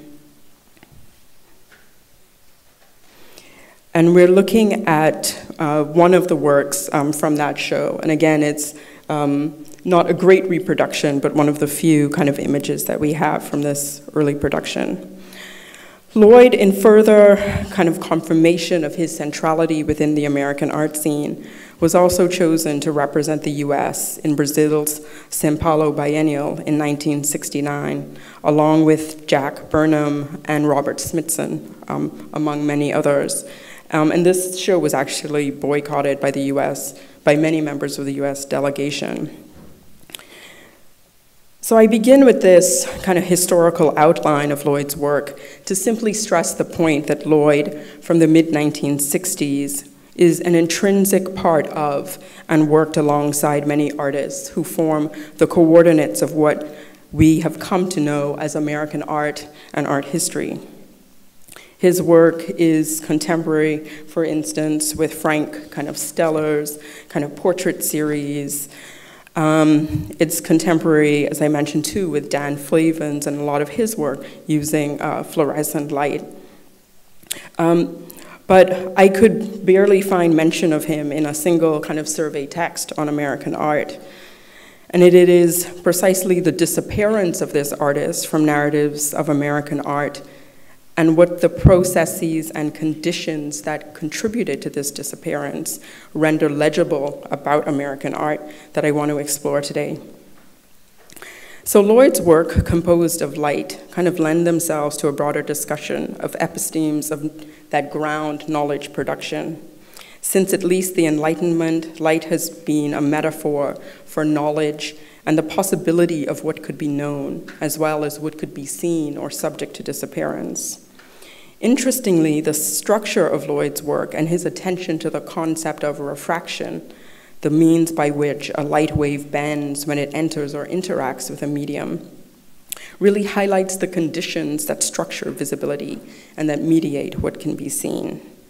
So in this talk today, I want to consider how being perceived as an artist from the African diaspora affected the visibility of artists like Lloyd and artists of African descent more broadly, how they are represented, registered, or rendered invisible, as the case may be. In many respects, Lloyd retraced well-traversed artistic routes of American artists who engaged Africa and the African diaspora as sites traveled to or cultures encountered through objects. The artist, for instance, in 1977 created a work which was untitled, which a contemporary kind of PhD student by the name of Robert Clarence Spellman described as giving the impression that this is some sort of African motif with very formal quality. And just to give you a sense of the difficulty of doing research on a light artist, so he's actually contemporary and has these great descriptions of seeing Lloyd's work, but when it comes to how Lloyd's work is represented, ta-da, that's what we're working with. From his description, though, it's possible that he was referring to this work, Mosque by Lloyd, which dates from 1967 and was donated, as we see here, to the NYU's Institute of Afro-American Affairs at that time. But again, how do we interpret this as being an African impression? But this is an image of this work, which I recently kind of found in New York. This is the work with the lights on and with the lights off. So later in the 1970s, he traveled to the Ivory Coast, Benin, Senegal, Tanzania, Kenya, and Egypt, and he often cited his participation in FESTEC in 1977 in Lagos as really kind of formative within his artistic career. Lloyd's work, however, offers the opportunity to expand our understanding of the impact of Africa and the African diaspora on American art. I want to underscore that it's important not to simply view Africa and the diaspora as external presences that American artists encountered. And there's a weird tendency sometimes to view African American artists as somehow different from diasporic artists. So I aim to highlight that from the time of the transatlantic slave trade, that American art and culture has always been diasporic, formed and transculturated at its core and surface by its Black populations, whether through Black subjects that white American artists returned to, as a counterpoint that the majority sought to distinguish itself from, or through the unique cultural and artistic contributions of artists of African descent, like Lloyd. In other words, I take as my starting point, one, building very much on the work of scholars like Toni Morrison and Paul Gilroy, that American art has long been transformed by the transatlantic slave trade and the African diaspora that resulted from it. But the sustained lack of acknowledgement of this fact has structured who becomes legible within scholarly formations of American art that has a history of segregating African diasporic artists from the mainstream. I want to explore how ever-changing notions of what it means to be a diasporic subject, whether conceived by mainstream institutions or adherents to a kind of Black nationalism in the 1960s and 70s, really contributed to conceptualizations of artists from the diaspora as external to American art. And moreover, I also want to explore how new art historical methodologies might move us toward more creative and inclusive ways of writing and reframing American art history. But before presenting for you what I've been able to reconstruct of Lloyd's work, I want to acknowledge how the performance artist of Jamaican descent, Lorraine O'Grady, has been formative within my thinking within this paper. O'Grady O'Grady has created work which has quite literally taken up the task of reframing art. And these are a few photographs from O'Grady's public performance work, which was simply and provocatively titled Art Is. And O'Grady is the figure kind of standing up on the left. And within this work, which took place at the African American Day Parade in Harlem in 1983, she had these performers all having like the frames of art emerge from this float and really interact and engage with people who lined the routes. And so we have people kind of claiming the frames of art and kind of taking photographs with themselves within these different gold frames. So as the keynote at a symposium that took place at the University of Maryland in 2010, O'Grady drew attention to what she described as the long-term effects of the disappearance of artists of African descent from mainstream institutions. And she challenged art historians of the African diaspora who were present not to reproduce the structures and erasures of Black artistic production created by mainstream institutions within the United States. Her remarks and her artwork have been really important to my thinking about Lloyd and the broader methodological issues that his career raises. One could say that O'Grady has been subject to the various processes that bring African diasporic artists in and out of view. In 1980, for a performance work, O'Grady appeared as a character from Cayenne in French Guyana, dressed as a beauty queen in a gown and a cape made of 180 pairs of white gloves. She called her persona Mademoiselle Bourgeoisie Noire. Tellingly, she invaded openings at different art venues from mainstream institutions and Black gallery spaces, touting the need for museums like the Museum of Contemporary Art in New York, where this is her on her way to an event there. She really challenged them to be more expansive in their inclusion of artists of African descent, but also challenged Black artists exhibiting in spaces like just above Midtown not to tame their artistic visions to fit within the strictures of mainstream notions of art. And we kind of have another kind of image of her just before these audiences. And she had this whip that made plantations move, as she put it, and it would often kind of recite poetry and these challenges to the audience. O'Grady, moreover, was really calling for an opening up of Black exhibition and representational spaces that were not encumbered by expectations of race, ethnicity, and diaspora, which were miscegenated, to use a term that the artist herself has written about and returned to. But it was really not until a recent exhibition, WAC, Art and the Feminist Revolution in 2007, that O'Grady's work has regained new visibility. And what is interesting in the recovery of O'Grady is that her work has been embraced as part of kind of feminist performance practices, but the African diasporic and Caribbean lexicon of her work is seldom acknowledged in accounts that have brought renewed visibility to her within American art. And so, you know, she's a character from a French part of the Caribbean. She's reciting in sometimes like poetry from nigritude poets, but none of this stuff is really addressed in the literature on her. So is the occlusion of the African diasporic character of the work a precondition for its inclusion within American art? Or to return to another photograph from the Art Is piece, how is artwork created by artists from the diaspora framed by institutions that police ever-changing notions of contemporary art? How do artists from the diaspora frame themselves to be seen on their own terms and not within structures of race and ethnicity?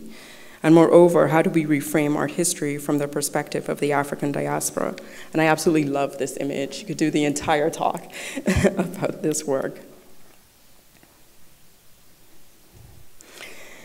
Exploring the trajectory of Lloyd's career, so promising in the mid-1960s, but which has faded from most contemporary accounts of American art, offers an opportunity to explore these questions.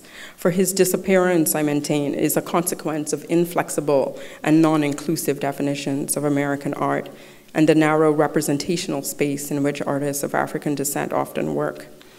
And these conditions structure not only interpretations of the work of Black artists, but also structure the possibility of artistic production and the legibility of these artists as the subjects of American art history. In September 1968, Lloyd had his third solo show. It was also the inaugural exhibition of the Studio Museum in Harlem. This exhibition would be a turning point in his career and is a turning point in my narrative. It was called Electronic Refractions 2. Lloyd exhibited 5 works, which he constructed in collaboration with a scientist, Al Sussman, a researcher at the American electronics and computer giant RCA. And these are some images of him kind of putting together the work with art students that he was working with in the Studio Museum's residency. And this is Musaku, a work from 1968, which was featured within the Studio Museum exhibition. The work is about 7 feet long, to give you a sense of the increased scale of these works. And this work, Velero, is another work that was in this exhibition. And again, the images are very interesting, but only give us a hint of what the work kind of looked like. And a 5th work in a very different vein was this kind of triangular table. You can see these buttons to the side. They allowed people to reprogram the patterns of the lights within the exhibition space. And it's interesting too, because this image, which is the best image I've been able to find of this work, is actually an image that's so much more focused on like the politician taking a picture with the kids than it is on kind of Lloyd's work as an artist. So Lloyd's studio exhibition opened, as a New York Times critic recounted, to rave reviews, drawing favorable responses from both the downtown mainstream museum attendees, like the director of the Met, Thomas Hoving at the time, and from the Black community that attended the show. Immediately following its critical acclaim, Lloyd organized another exhibition at Howard Wise, and he composed this show from a rearrangement of the work from the Studio Museum. The following year, he was invited to have an artist's residency and exhibition at the National Gallery of Ottawa. And this is work he produced from that residency in 1972, and it's the Musaku number 3. He was also featured in the Lights and Movement exhibition at MoMA in the same year, 1972, for which he started to experiment with work that started to occupy the 3 different kind of planes of the gallery space. And this is the untitled kind of number 3 from 1972. As international interest in his art grew, he was invited to Edinburgh, where he used the facade of the museum's new building to realize his first outdoor work. And this is his Light Environment number 1 from 1975. In doing so, he realized an ambition he spoke about in 1968 when he wrote, "I want to program an entire building for light, create art on the scale of the whole environment."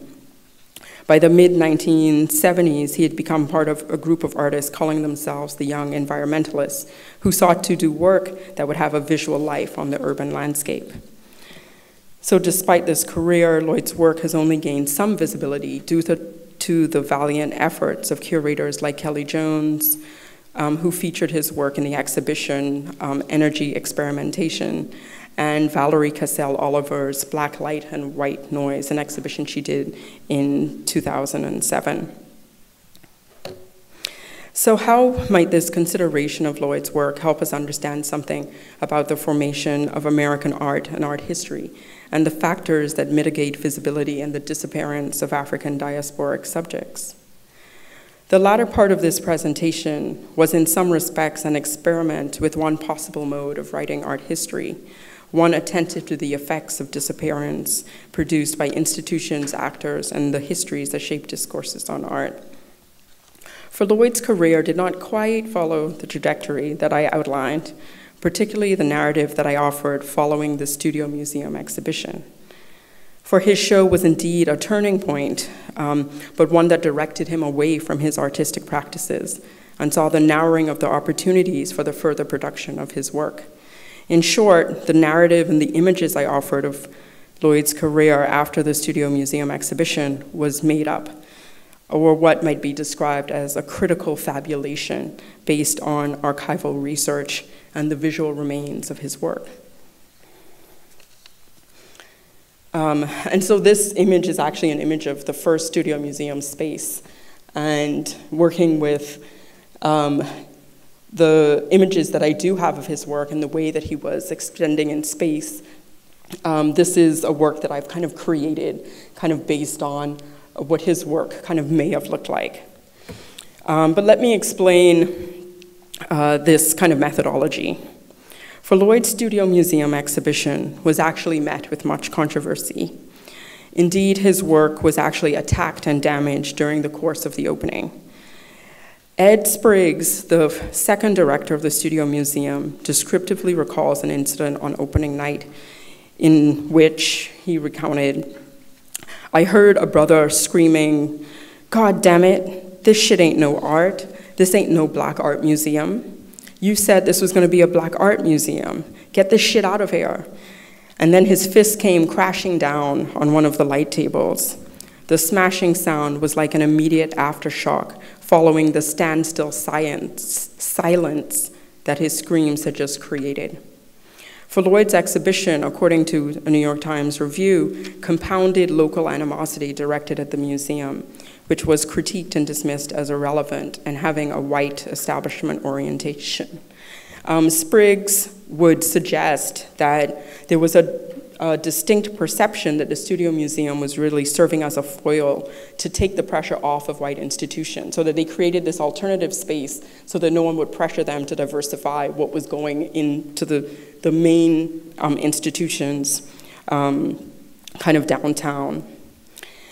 Kelly Jones notes that the attack on Lloyd's work is often seen as the genesis of a shift in the Studio Museum's policies away from non-objective abstraction to more figurative work. In other words, black art during this period had to somehow make itself, make visibly manifest its blackness.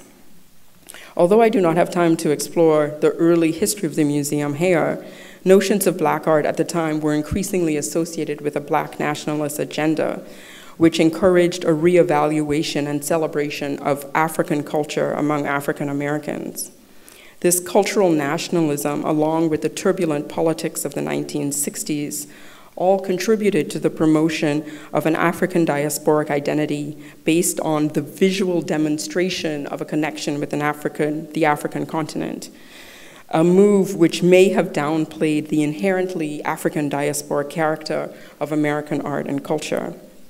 In this context, in which African American artists were being called on, in Lloyd's words, to be political, and in which African diasporic identity is framed, is authenticated through its relationship to Africa, Lloyd's abstract, light work were widely dismissed as devoid of political content and relevance by critics in the mainstream and by some of his African American artistic peers. Lloyd would, as I said earlier, in the 1970s, travel to Africa and would attend FESTAC. Such travel, one might suggest, was really the way that artists in the 70s really demonstrated a certain credential of being a black artist. Starting in the late 1960s, Lloyd started to be considered for exhibitions designated for black artists, like the 30 contemporary black artists held at the Minneapolis Institute of Arts in 1968. This turn was in contrast to his exhibition history throughout the mid-1960s, in which he was featured in multiracial exhibitions and in fact was never identified as a black sculptor. In other words, he didn't get the solo shows at Ottawa like Flavin did, but was increasingly called on to fill the needs of museums being called on to diversify. In other words, Lloyd finds himself in the late 1960s increasingly featured in Black exhibitions in which Blackness is being manifest through a figuration of Africa when his work with light is seen as incompatible with such notions of Blackness.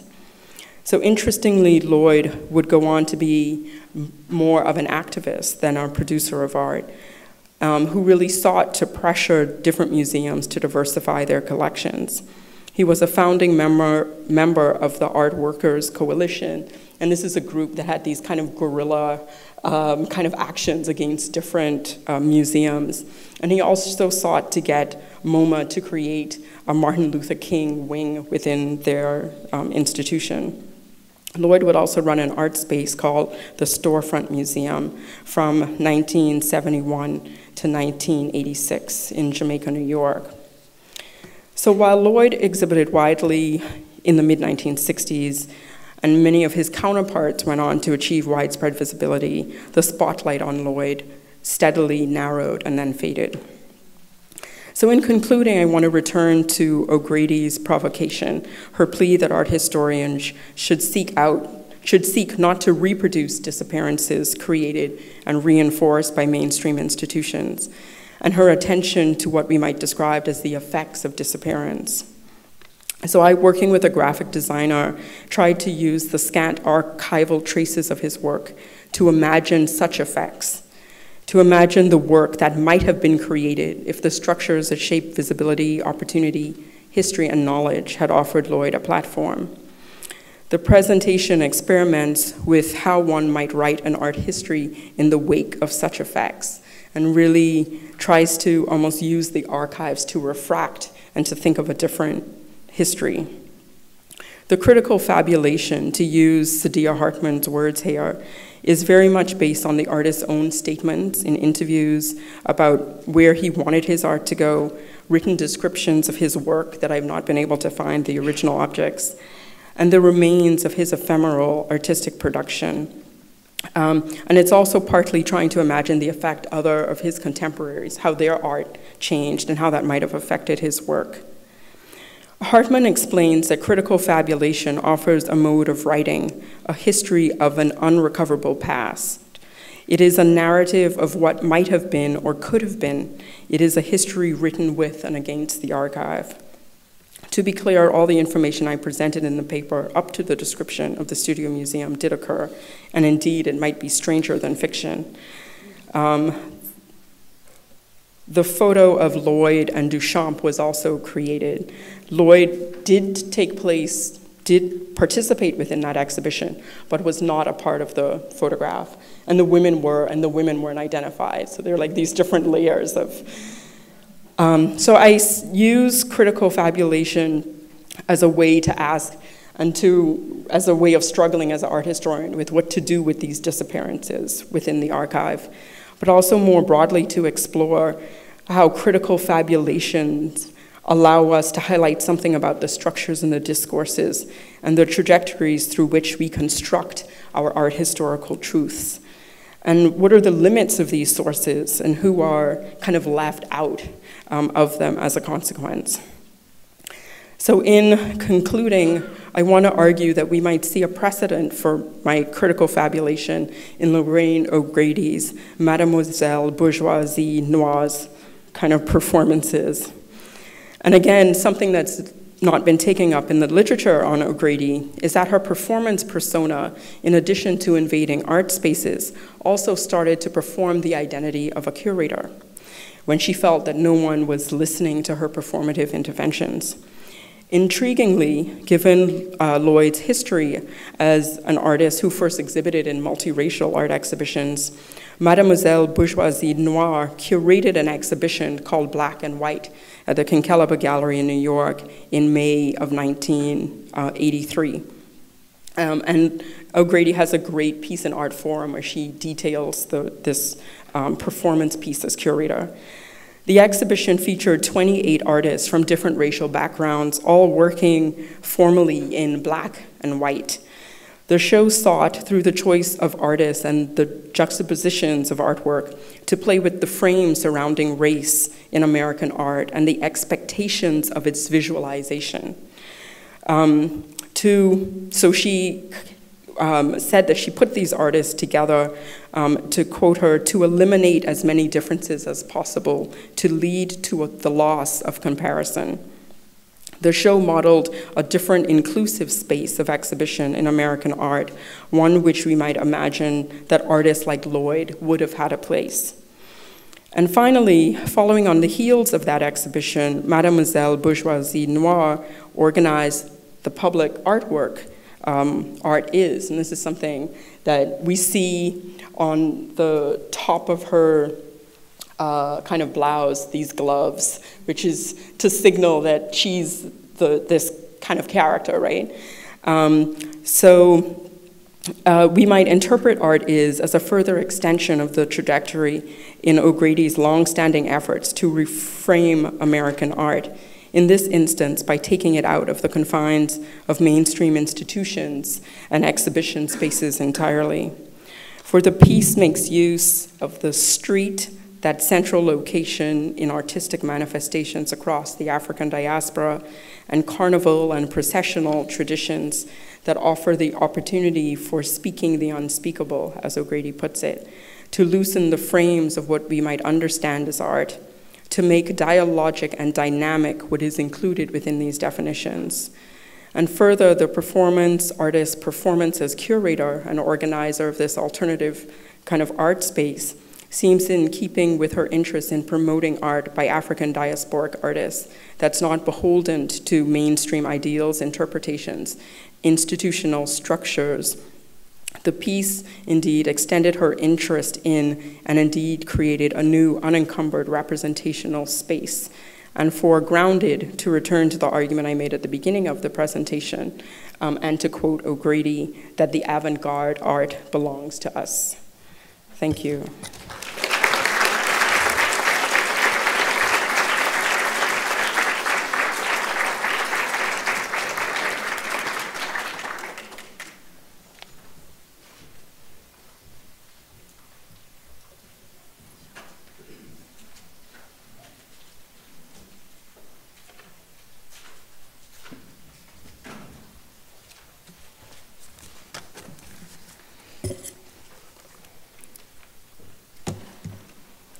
So we have about 15 minutes, and I have a few comments that I want to make. They were a little extensive, so I will cut back on that and let other folks ask questions. But I wanted to really thank Tobias and Ikem and Krista for their thought-provoking papers, and to offer some very brief remarks on my own part. In 2006, I stood at a similar podium as the moderator for a panel for the American Art in Global Context Symposium that was the first of these conferences, and also sponsored by the Smithsonian American Art Museum and the Ater Foundation for American Art. Now, that symposium looked at American art in a global context. So it framed itself as looking at the circumatlantic migrations in the 18th century, to European training and travel in the late 19th century, from the export of US culture and media in the 20th century, to the impact of immigration and globalization on the nation's visual arts in the new millennium. At the American Art in Global Context Symposium, I was struck by how few of the papers dealt with the African diaspora, even though we were talking about this idea of the global context of American art, but also with the larger theoretical questions raised by these three papers that we have just heard. It is an absent presence in American art history, to borrow Krista's phrase, which I really like, that is manifested and addressed here today. So I have to mention Paul Gilroy here, but his very ambitious book, The Black Atlantic, Modernity and Double Consciousness, argues that the consciousness of the African diaspora is formed by a complex cultural and social intermingling between Africa, Europe, the Caribbean, and the Americas in the modern world. He urges us against reading the African diaspora as cultural uniformity. And instead, Gilroy proposes recognition of the Black Atlantic world as transnational and intercultural multiplicity. Literary theorist Brent Edwards, in The Practice of Diaspora, also argues for the notion of the African diaspora as a proliferation of diasporas. He examines the importance of locales outside the United States in his book and their role in the formation of what he identifies as Black internationalism. It's a very interesting book if you get a chance to look at it. He writes, in these transnational circuits, Black modern expression takes form not as a single thread, and I think we've seen that in all three of these talks today, but it is through the often uneasy encounters of people of African descent with each other, as much as the cultures of Black internationalism will allow new and unforeseen alliances and interventions on a global stage. They are also characterized by unavoidable misapprehensions and misreadings. All three papers that we have heard today consider these issues to varying degrees. They address very specifically modern and contemporary artists within the frame of American art, with African art, and the African diaspora, challenging us to rethink our very definitions of what we think American art histories are constituted of. In his paper, The Feedback Between American Art and African Art History, Tobias considers the way in which African art forms and practices come to be incorporated in the work of African-American artists, how these forms inspire art historical interpretation, and how interpretations then inspire the forms of what comes to be incorporated by the artists. And I really liked his situating of it as a scholarship within the notion of feedback, and I actually think about those oftentimes scientifically and ecologically, feedbacks. But feedbacks in discursive loops that both have resonances and dissonances, and I think that's really important about these circuits as well. He looks at the powerful pull of the critic's voice in mediating and the understanding of our reception of work of such artists as Houston Conwell, and the profound influence of the scholarship of Robert Ferris Thompson on artists of African descent, particularly Thompson's 1983 book, Flash of the Spirit. And I should just note here, I thought Tobias and I were talking earlier, that my own understanding of African art came through Thompson's publication of that book when I was in undergraduate studies, where I had no African art, and so I read everything that Thompson wrote, and somehow thought that was African art history, solely, right? A very narrow and kind of monolithic approach to that.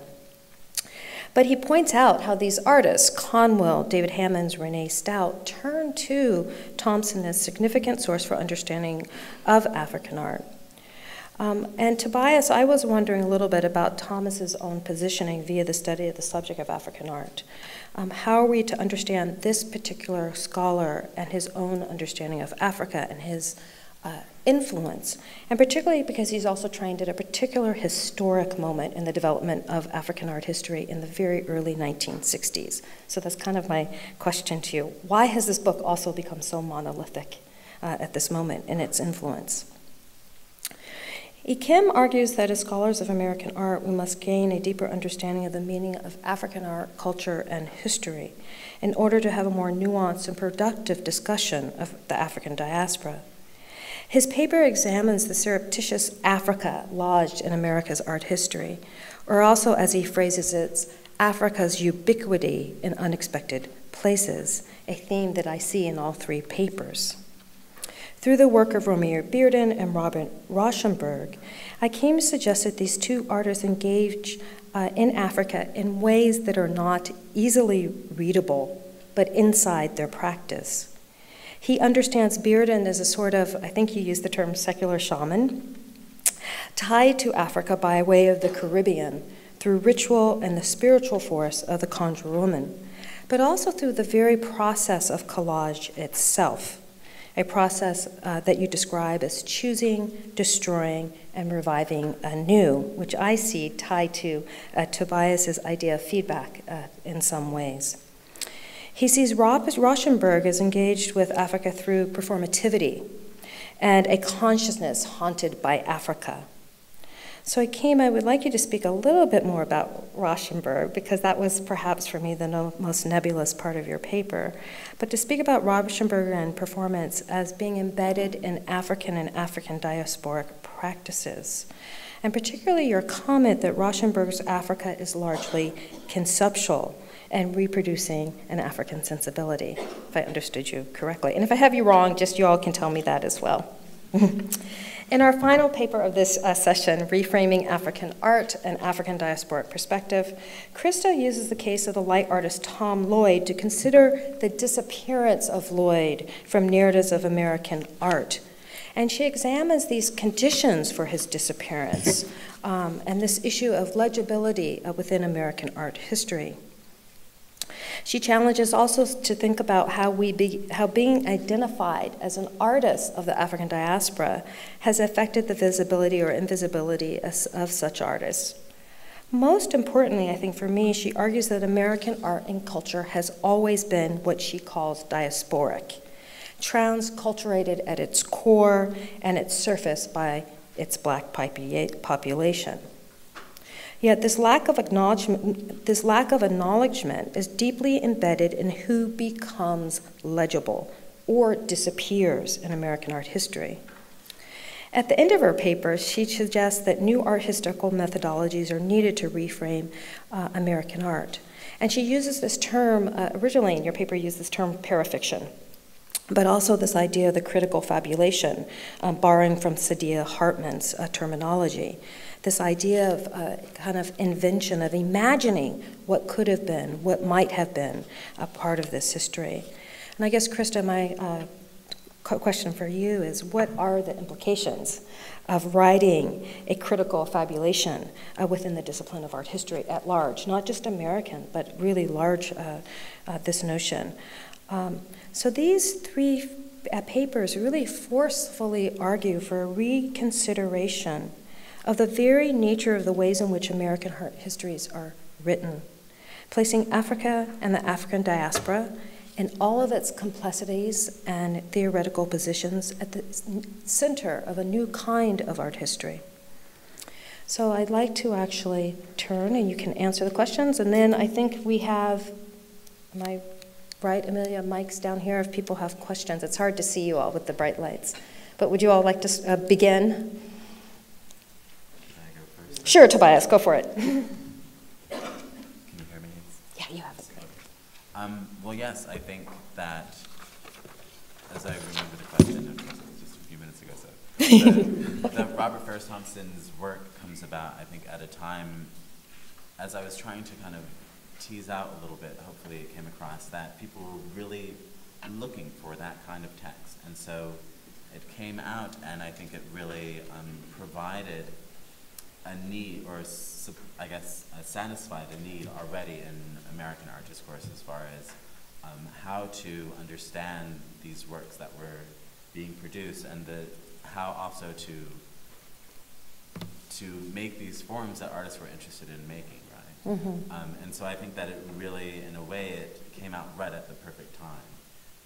And as far as Robert Ferris Thompson, I mean, I don't know, I can't speak for him, but I think that his coming out, or as far as his scholarly work coming out at the time in the beginning in the 60s and into the 70s, I think that he is very much was in dialogue with American imaginings of Africa, right? Mm-hmm. And seeing it all around, I think, from my understanding, his original turn to African art was through the tango and diaspora music. So I think that in a lot of ways his interests were really driven by that. So.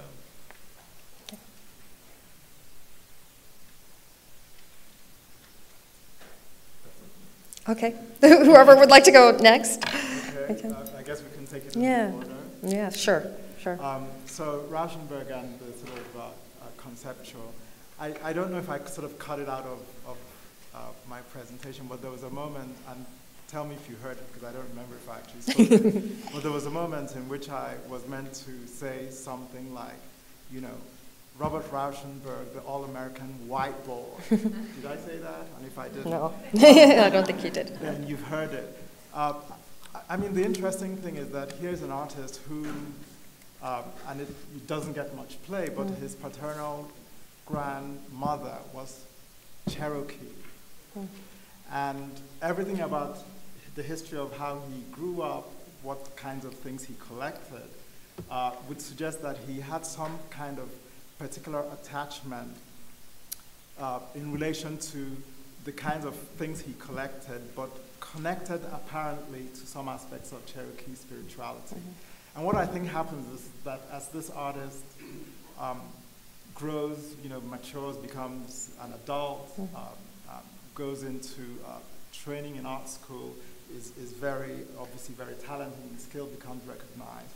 There's a sort of progressive shift away from a kind of interest that would connect objects to spiritual practices and more into something a little bit more abstract and conceptual. Exactly at the same moment in which he's progressively presenting himself as just another white person, which is how he gets to, I mean, it's not an uncommon story, quite honestly. But I think that when I say haunting, at the back, I think was some kind of memory of his, of the earlier way in which he conceived of himself as a subject. And many of the works he produced in the 1950s, I forget their titles now, but they are often about sort of fetishes. They could even be Houston Conwell's works, actually, in many ways, because he is a white artist at this point and progressively isn't able to be identified with certain kinds of work. But I think he was, the idea of art had to do something with life, and that in some kinds of cultures, and certainly in Cherokee culture, that this was the case, I think was something that he had an interest in and constantly sought ways in which to make that more palpable. I think the whole Rocky Road show was in part sort of this artist's attempt to take art out of the sort of rarefied world of the gallery into the world. It was a road show, literally like a performer would have a road show, and he made lots of work in the places in which he visited. I mean, South Africa was absolutely interesting because he was being invited to go to South Africa and rejected that under pressure. And the places that he went, he tried to get his Rocky to Zimbabwe and to Senegal, as I said. And I think that at this point he was being read as, I think, as a white artist, period. And so maybe in Senegal, sort of this world of negritudist, what would we call Senegal in this period? Negritude's home is in the artists in Senegal. Maybe there was some kind of sense like, who's this person? What kind of connection might this grand, famous, white American artist have to do with what was sort of cultural policy within Senegal? So there was no, you'd think they'd jump at that opportunity, but that's not actually what happened. So sort of concepts and conceptuality, I think that in the end, the only, so he had his own constraints, and I think that one of the ways in which he then responds to maintaining that kind of interest he had was to then branch out into sort of things like performance, initially with people like Merce Cunningham, and then later with Tricia Brown, and ultimately it becomes a sort of, I mean, when I say conceptual, I'm sort of suggesting that his location in the art world at that point, I think, prevents him from doing anything other than what was by then, or by then, I mean by now in the 1980s, acceptable for the reputation that this artist had already established as the great white American top of the league artist in the United States. Okay, I think I still have another question for you, but I'll hold off and let someone perhaps ask. But Krista, if you could go as well, yeah. No, I think I started doing thinking about critical fabulation was actually almost a practical way to solve a problem, which was that a lot of the photographs that I could find were photographs that were taken like at the opening of the Studio Museum show. So you have people like drinking wine, but you can't really see his artwork probably. So you have like a quarter of the artwork, and it's like, what would that look like if I could take those people out and I could actually see? So a part of it was really a practical way of like, how can I reconstruct my object given the limitations of the documents that I have? And so what would this work kind of look like if it continued logically in the part that I can't see? And so it really started from this kind of frustration over the kind of lack of materials and wanting to kind of have an object to look at. And so because he was working in light, that challenge, has, multiple kind of obstacles kind of involved. But I think more broadly too, I've been interested in the work of someone like Sadia Hartman, or more recently Brent Edwards, or even before that, Toni Morrison, who's constantly talking about within kind of diasporic context, that fiction kind of brings her to a different kind of truth. And so just wondering what it would mean to take those models and as an art historian. So what does it mean not to look at text and to kind of reconstruct things with the archives, but what would it mean as an art historian to kind of, embrace those tools? And so I do think that more broadly, it relies on, on the most basic level, a lot of it was done on interviews with him. So he talked about wanting to do the light building that I constructed, and that, this was an ambition. So a lot of it is really reconstructing it based on the archives. But I think more broadly too... I think we're getting feedback, Tobias. But I think more broadly too, it kind of creates almost an anthropology of art history, if that makes sense. So it's about understanding what are the narratives, what documents do you have to be in, what photographs, what shows do you have to be in for somebody later to kind of go back and to be able to understand your history. So a part of it is thinking about the institutions and the structures and the discourses and the archival remains that kind of have to be in place for you to kind of fit into the ways that we think about and perform and write about art history. And so it started off really being this, like, I want to somehow get more of an access to what this work would have looked like, but I do think it may have broader kind of implications for thinking about the structures of art history and what it looks like. Thank you. Okay. So would you?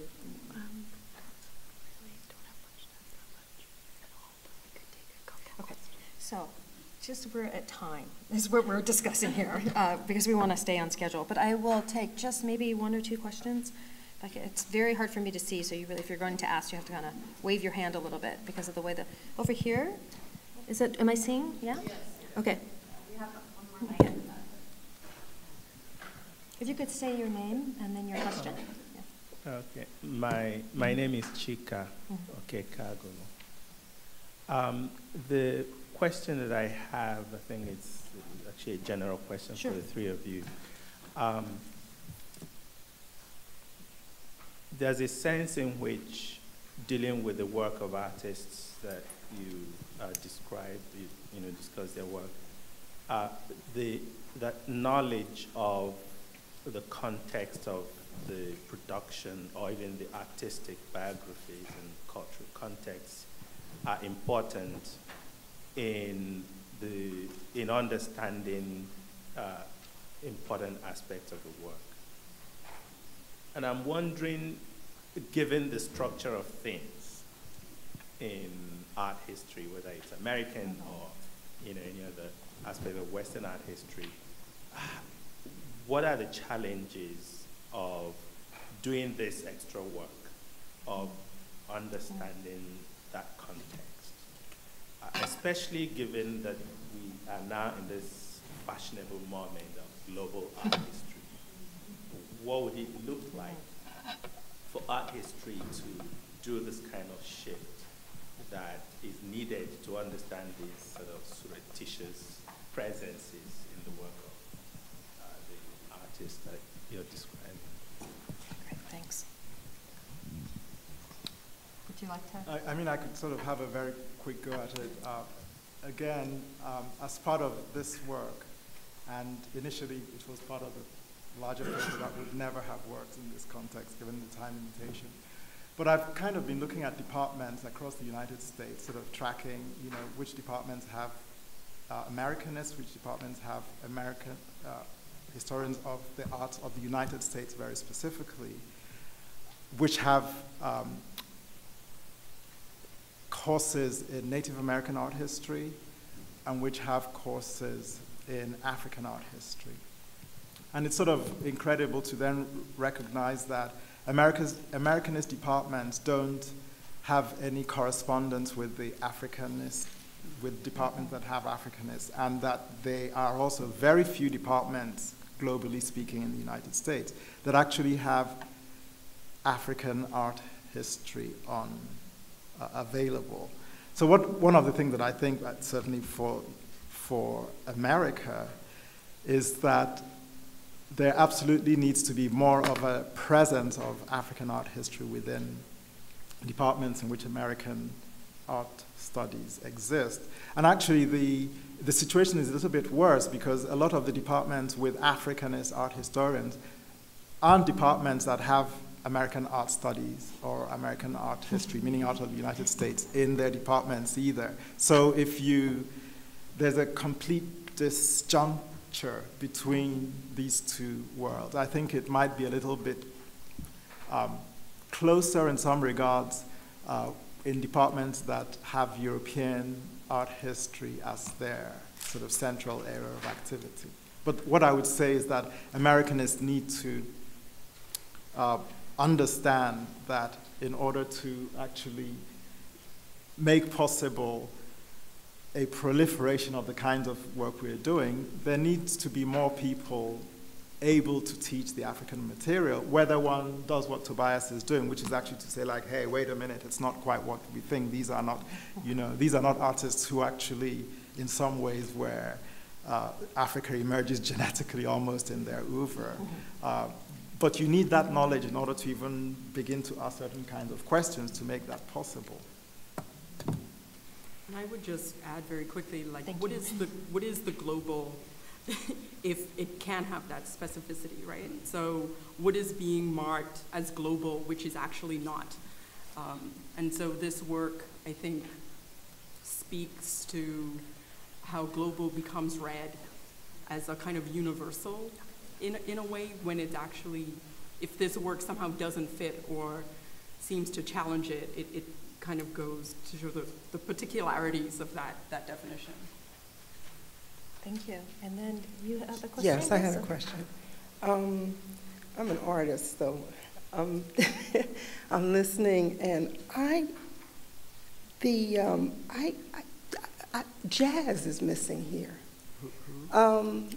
Jazz is missing here because I see it in European art so many times, the visualization of jazz, the way it's incorporated into the work.